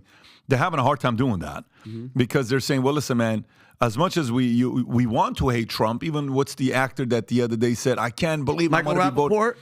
They want to hate him so bad. They want to hate him so bad, but they still got to vote for the guy. Yeah. Okay? They want to hate him so bad, but they're looking at the conditions. They're looking at Israel. They're looking at Palestine. They're looking at, the way we left Afghanistan. They're looking at Ukraine. They're looking at Russia. They're looking at what's going on here. And they're saying, you know what, if I have to choose between Biden and him. So they don't have a same argument to put that kind of a fear into them. They just don't have that.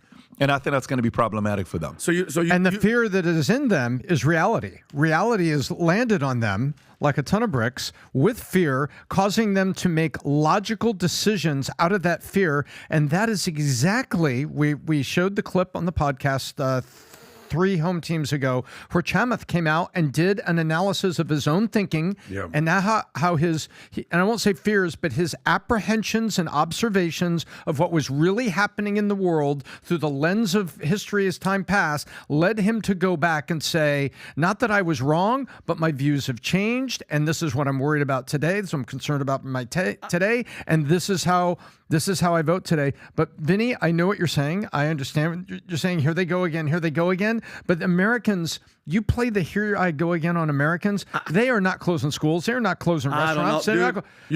You guys are giving the average. By the way, Biden and Trump, it's 48, 49%. That 48% that still loves Biden, those are the people lining up to get their 5th booster. They're driving in their cars with their masks. You guys are giving the average American, Pat, I think, way too much credit. Obviously, it's not our viewers because they're all smart. The average American doesn't run it, though. The average American doesn't run the election. So you mean it's okay? So Pat, ready for this? The left, they can't be stupid. The Trump indictment shit is backfiring 100%. Okay, they're losing control. They're seeing what's happening in the world.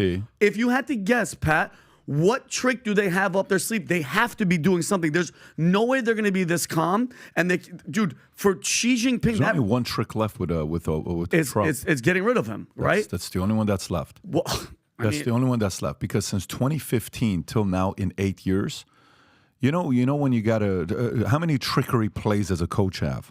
How many? Probably like 3 or 4 really good ones. Okay, well, let's just say a very, very good one has how many? Say 20? Yeah. A team the other day tried the trickery play that they did in college, and they tried to do it in the NFL. It backfired on them. It was a delayed, what do you call it? Lateral pass. No, there's a word for it. Fumblerooski? No, anyway, so the point is they've played every single trick in the book the last 8 years on him, and they're done. They have nothing else left but to get one person that's crazy enough to go to the golf course or to do something like that. That is the only thing that's left. Right now, they're sitting there. You know what they're all thinking to themselves? They're all sitting there saying, holy shit, this guy's about to be the president. There's an article that came out the other day that said the playbook of Democrats not mentioning his name is gone out the window. Did you see this one where the Democrat media is now, where was that article, Tom? I read that on Drudge Report or something. I don't know if I know what you're talking about. It was Biden's first full year after inaugurating. We're not even going to mention him anymore. Yeah. The playbook of using Trump's name anymore is out the window. Democrats not using Trump out the window. Some title like that, Rob, if you can find it. What's the point? Oh, here you go. 2 days ago, New York Times. Title is Ignore Trump. Democrats now want him plastered all over the place. Guess what? They are so obsessed about this guy. They are ignore Trump. Democrats now want him plastered all over the news. The former president has been relatively quiet out of headlines and off mainstream social media. Democrats are hoping that more attention on him help turn around President Biden's fortunes. They don't understand. For the longest time, they said, we're just not going to talk about him. We're just not going to do clips. We're just not. Now they're like, oh, shit, he's going to win. We got a freaking light. That's what they did last time, and they empowered him. People like this, Vinny, when you go through a breakup, and something happens, like, or there's a falling out. Somebody leaves another. Like when I left the former company, never once, Tom will tell you this, the trainings were all about how bad I was from them. And people would send me videos of what the CEO of that company is saying about me in a meeting. Oh, wow. To another carrier that's a massive insurance company saying, you can do business with any company but one. Okay, and that's, with me.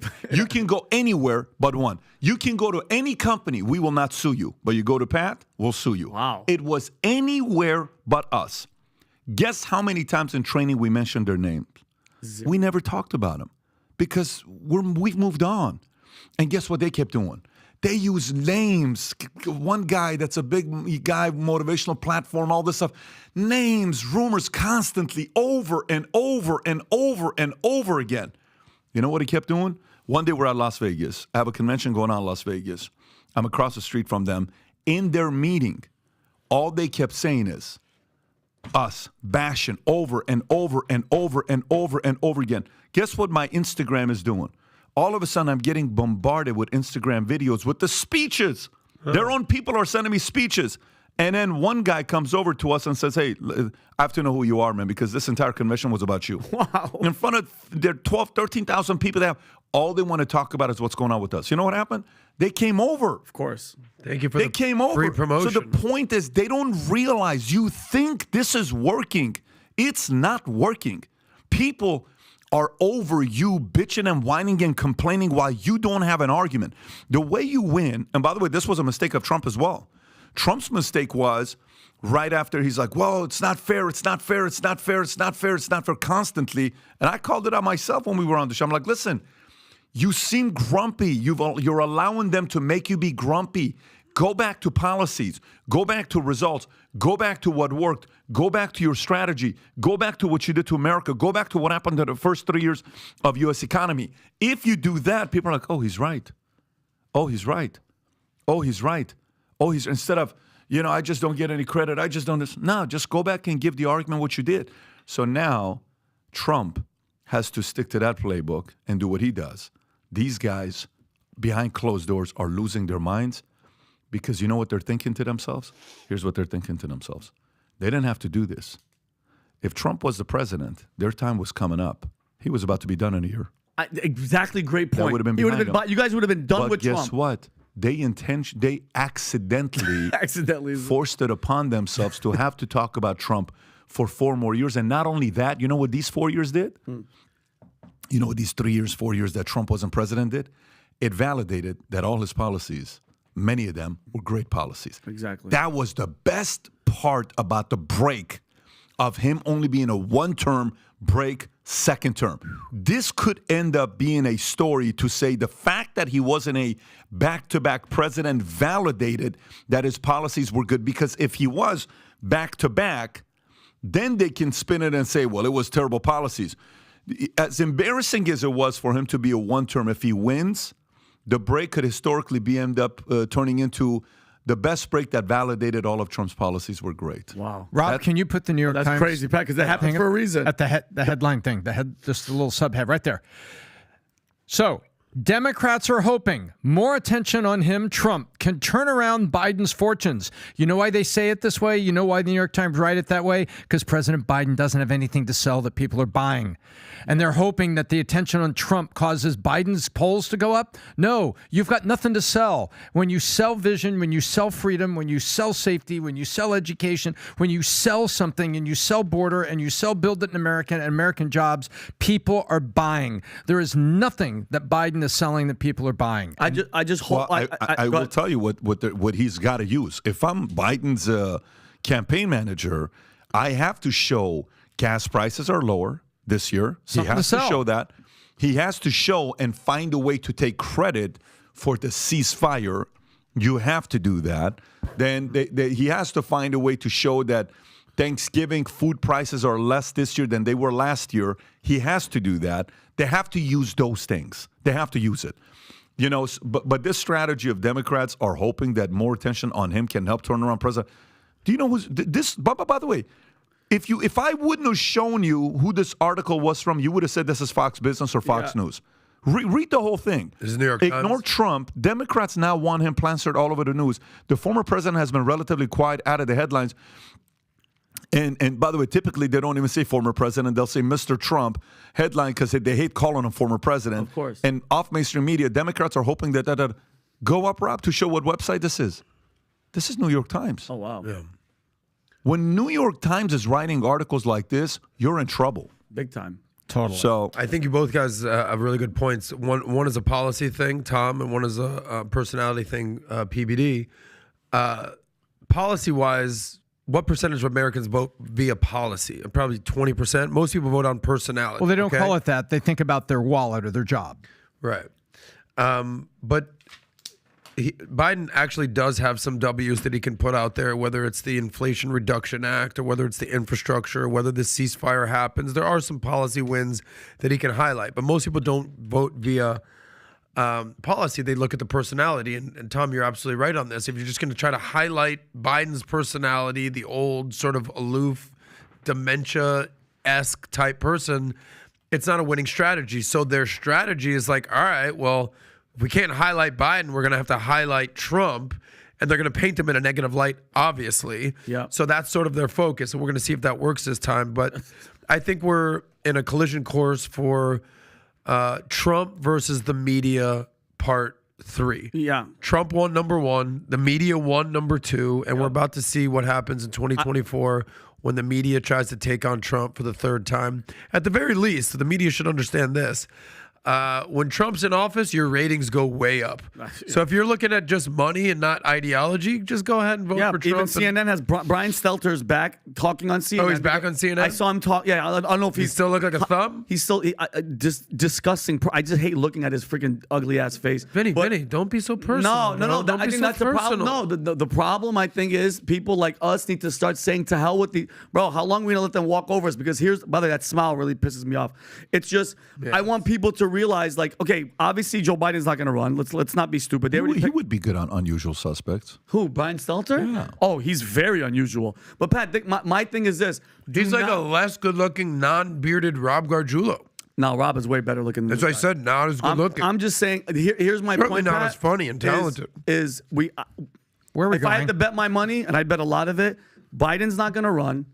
It's going to be Newsom. I wouldn't put it past Michelle not wanting to do it. Them saying, "Listen, you're going to do it because you have to do it." What are the But odds? my point is this: what is going? Because Pat, okay, let's say it's not. It might be a terrorist thing. It might be a new pandemic number 2. Do not sleep on the Democrats for coming up with something to not let us vote, and you have to vote from home. That's my one point, and I'm saying it right now. So when it does happen, I want to tell everybody, I told you guys so that it was going to happen. It's going to happen, Pat. There's no way they're going to just go, okay, everybody, go vote. Go vote for Newsom. I don't put it past them. I'm just saying they cannot use the same playbook. It's going to have to be a new playbook they have to use. Not the COVID playbook. So you don't think people? So you guys don't think if they said right now, late breaking news, this COVID-19 or whatever, it's coming from China to happen again, Americans wouldn't lock the fuck down, and the CDC and the WHO would. No freaking way. You give us too much credit as Americans. I tell you, that part will be no.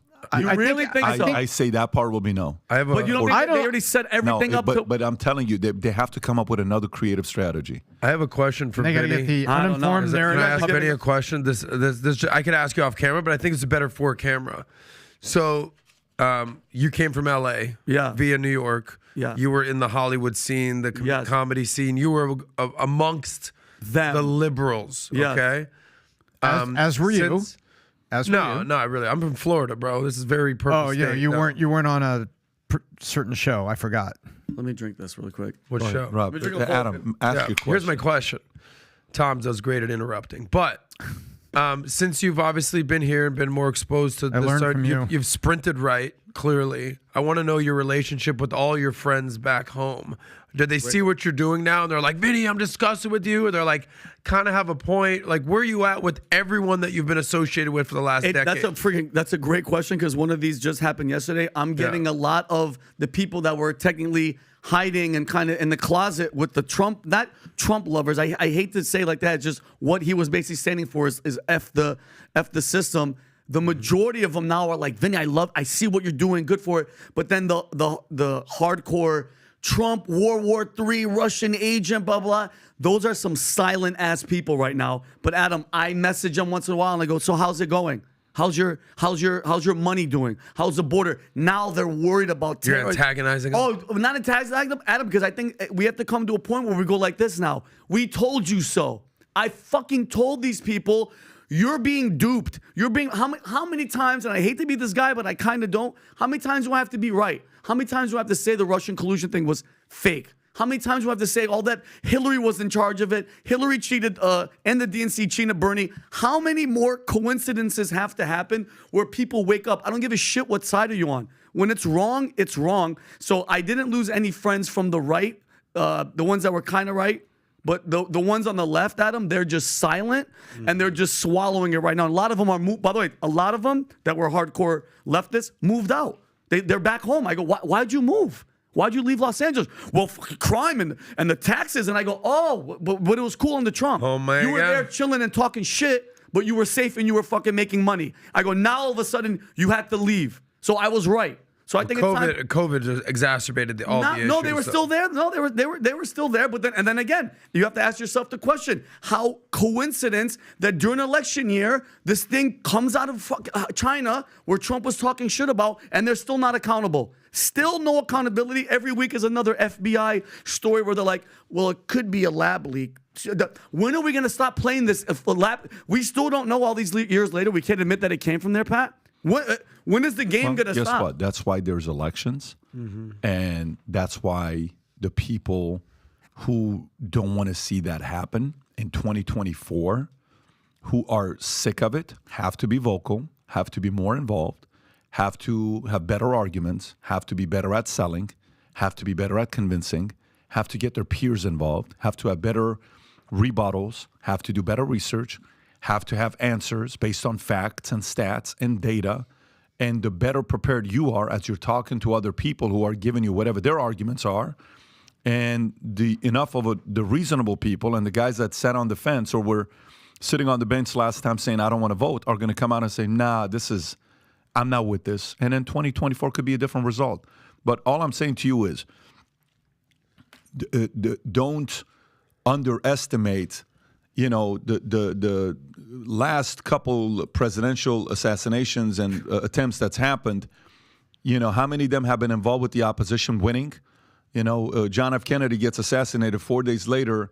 LBJ is saying, let's start a war. And, weapons, the military industrial complex people are like, yeah, pro LBJ. What a great guy you are, making us all this money. So was it LBJ? Was it who was involved in that situation? The people that tried to kill Reagan, the assassination of Reagan, that's also linked to somebody else. So there's a lot of weird things that could happen.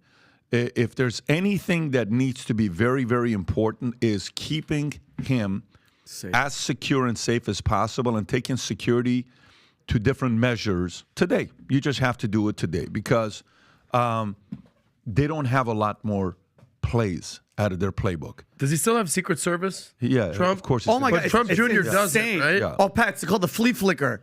The flea flicker where they throw it back and you do the Hail Mary. Yeah, That was a play that you were talking about. All right, so let's go to a couple of ones here, and then we'll wrap up. 15% tip. Let's talk about this one here. Most Americans tip 15% or less. Okay, or less. All right, let me go to this. That's pretty crazy. And some tipping. This is a CNBC story. Pew Research surveys 11,945 Americans, found that 18% of people tip less than 15% for an average meal at a sit-down restaurant, and an additional 2%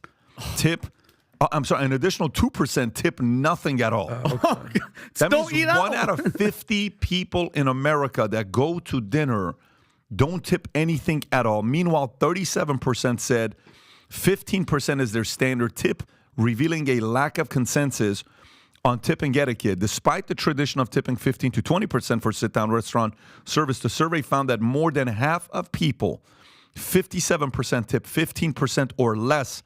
This indicates that tipping norms vary widely amongst Americans.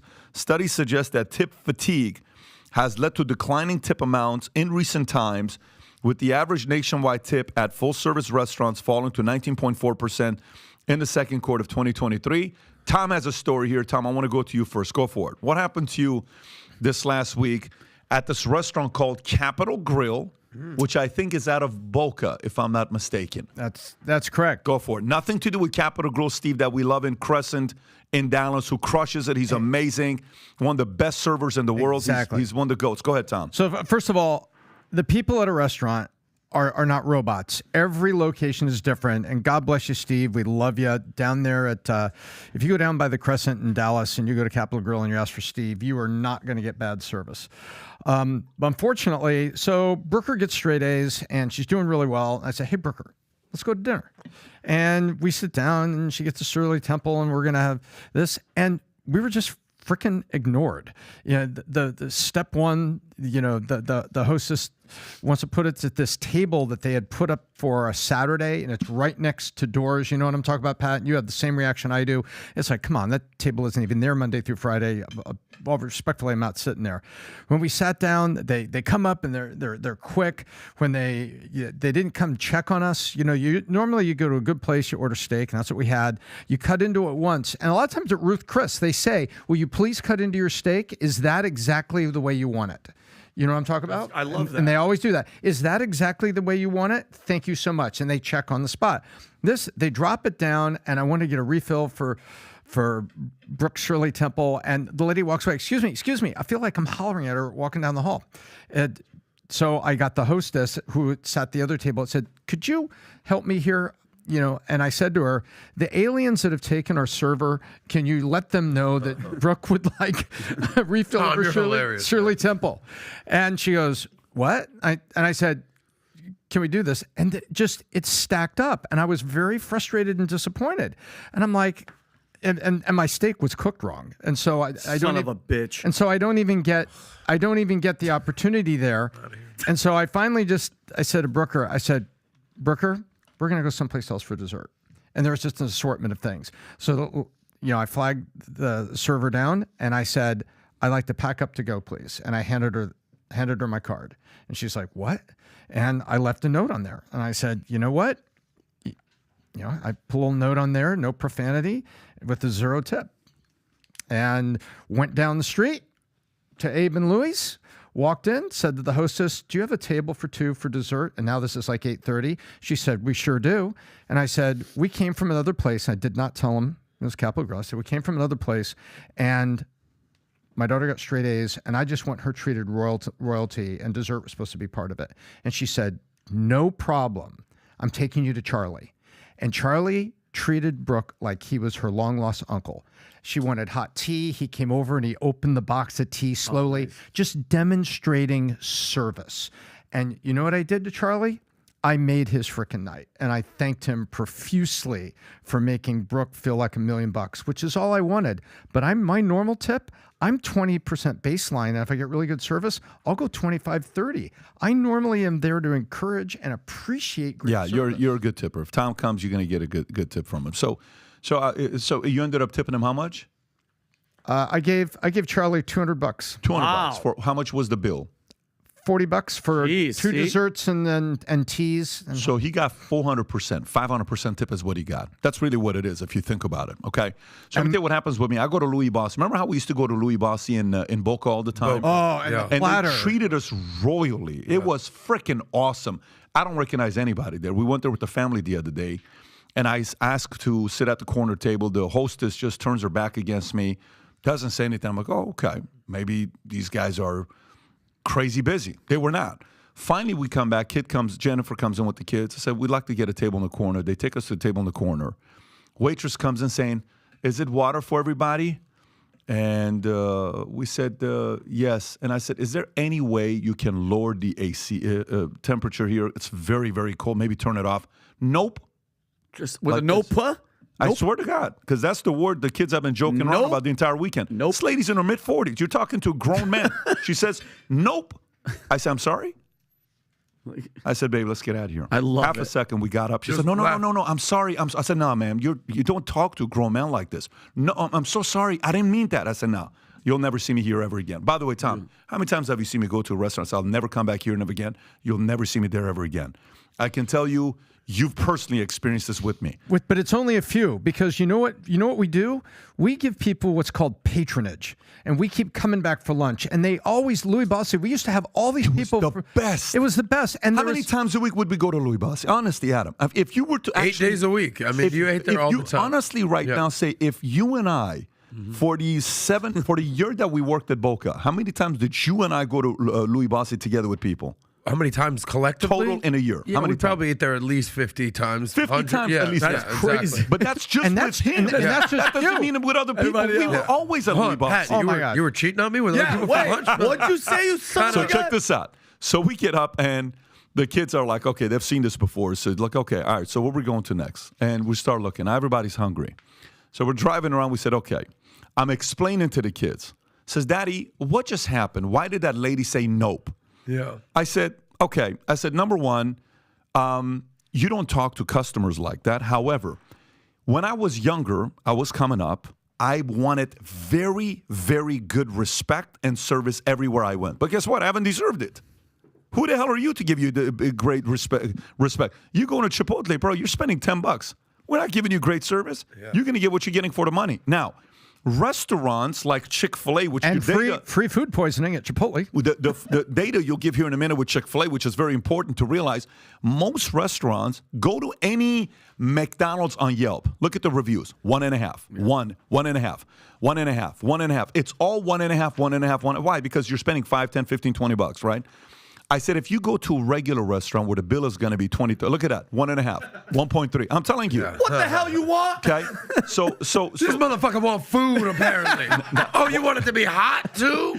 So watch this. This guy thinks he needs hot food in his life. I said, if you go to a restaurant, I'm telling Dylan and Tico this, I'm telling Tico and Dylan this. I said, if you go to a restaurant where the bill is not high, but they give you great service, you got to take care of them. Yeah. I'm sorry. Yeah. Okay. So, anyways, we go to Seasons 52. I'm parking a car. These guys go nice inside restaurant. first. Where is It's not a nice restaurant. The ticket is like. Where's that? That's it. Seasons 52 is nice a Capitol Grill. Yeah, you're right. It's high end. I would say it's a level below Capitol Grill. I would actually put Capitol Grills, and the way I'm saying below is bill. The money you're going to spend at Capitol Grill is going to be 2 times the amount of money you're going to spend at Seasons 52. Oh, wow. 2 times? 2 times, yeah. Oh, really? Damn. Yeah, so anyway, we go to Seasons 52, and I'm parking a car. Me and Dylan are walking in. I finally find him. I come inside, and Jennifer's like, babe, the waiter's name is Michael. And we're all watching this guy, and in the car, everyone's talking about we're going to experience what the waiter's going to be like.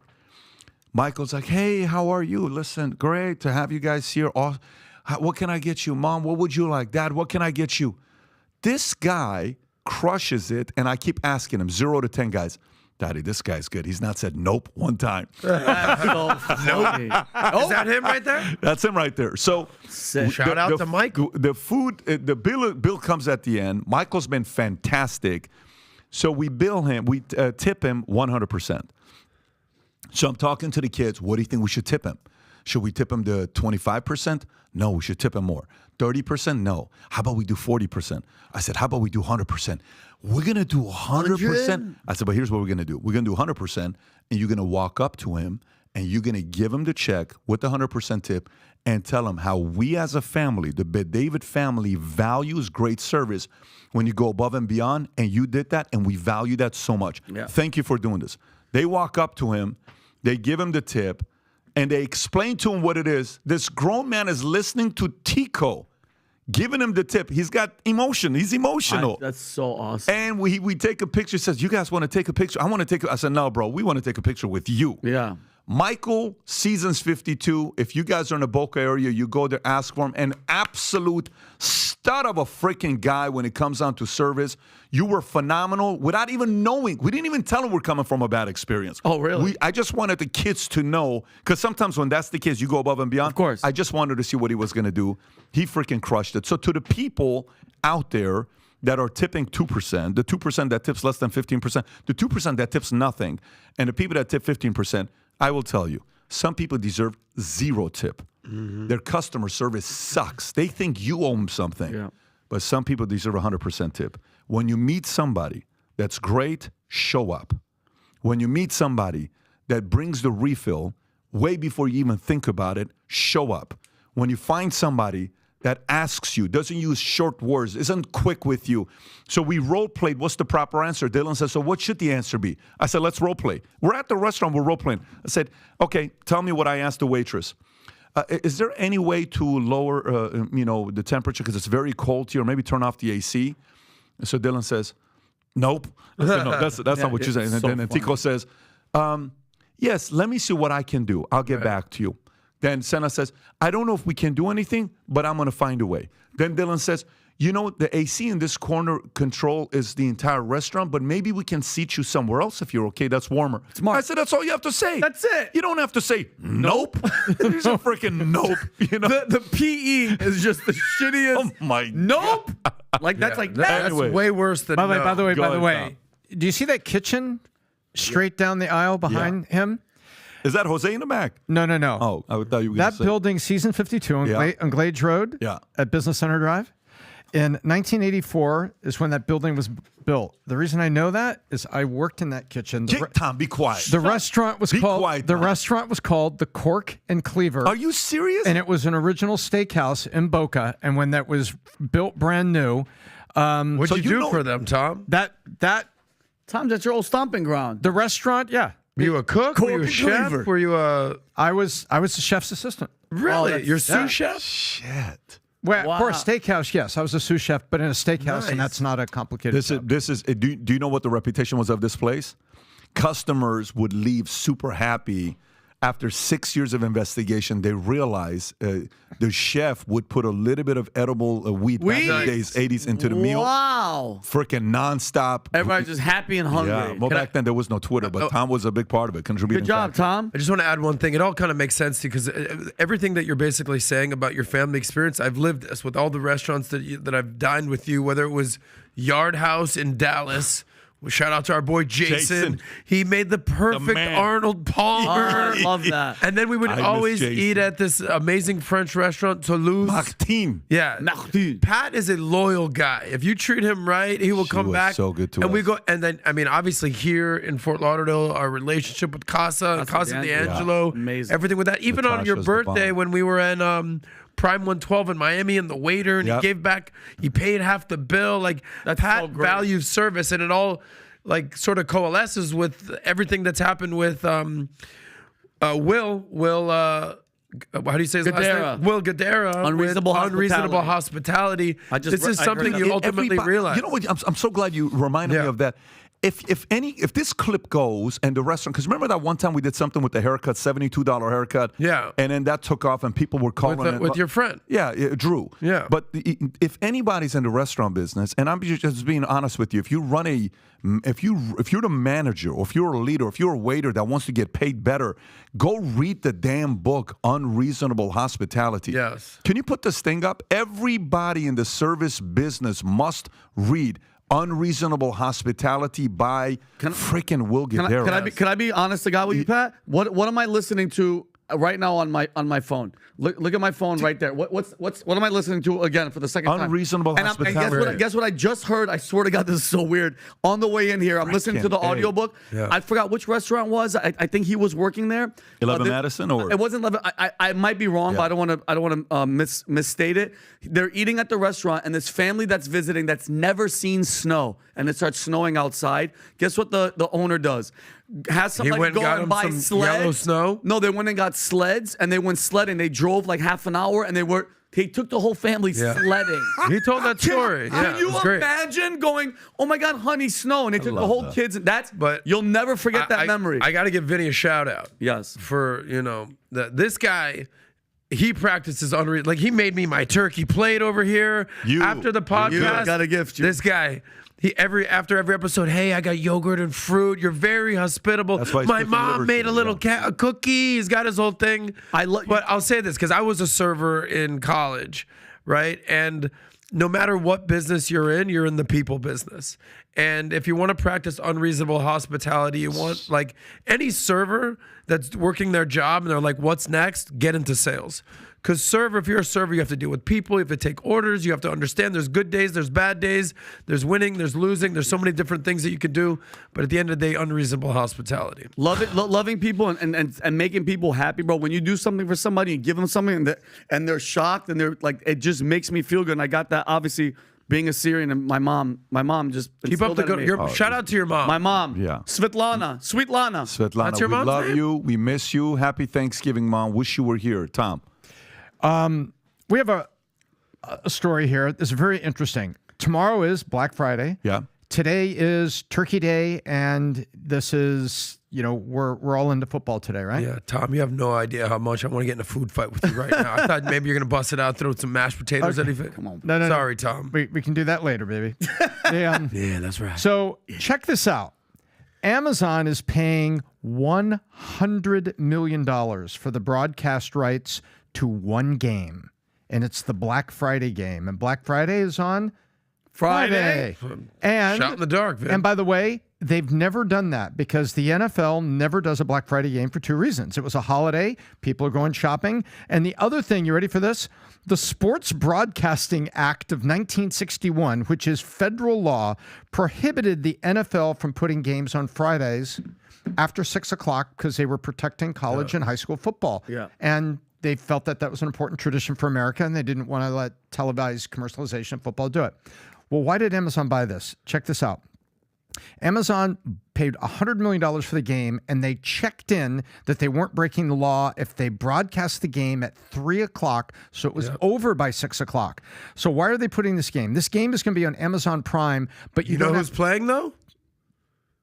Miami Dolphins, baby, versus the New York Jets. Miami's got the Dolphins. And by the way, you made an amazing appearance with the and by the way, the Dolphins NFL usually destroys ratings on Thanksgiving. The average Thanksgiving Day NFL game for the past 4 years has been 33 million viewers.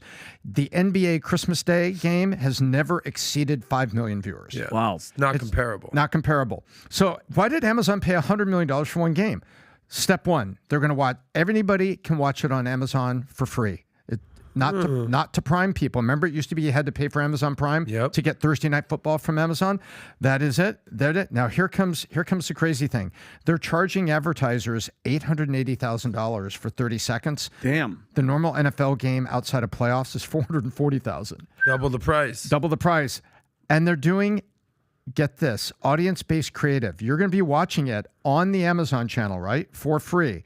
If you are an Amazon Prime user, you're going to get these ads. If you're not an Amazon Prime user, you're going to get different ads that are tailored to you. Bose has signed up, and there will be 3 different ads. Joe Burrow will go to the non-Prime viewers, and the other Bose ads are there. And while you're watching the game, check this out, Pat, you can click on the screen and put the product in your shopping cart without turning away from the game. Making some sales. And personal profit pool. They will be retargeting. They estimate that Amazon is probably going to net do on this. They're probably not going to lose money. It's probably a $2 billion payday. So Tom, there it is. So you're saying if the camera cuts, I'm watching it on my phone and it cuts to the cheerleaders, and I'm like, damn, I want that skirt.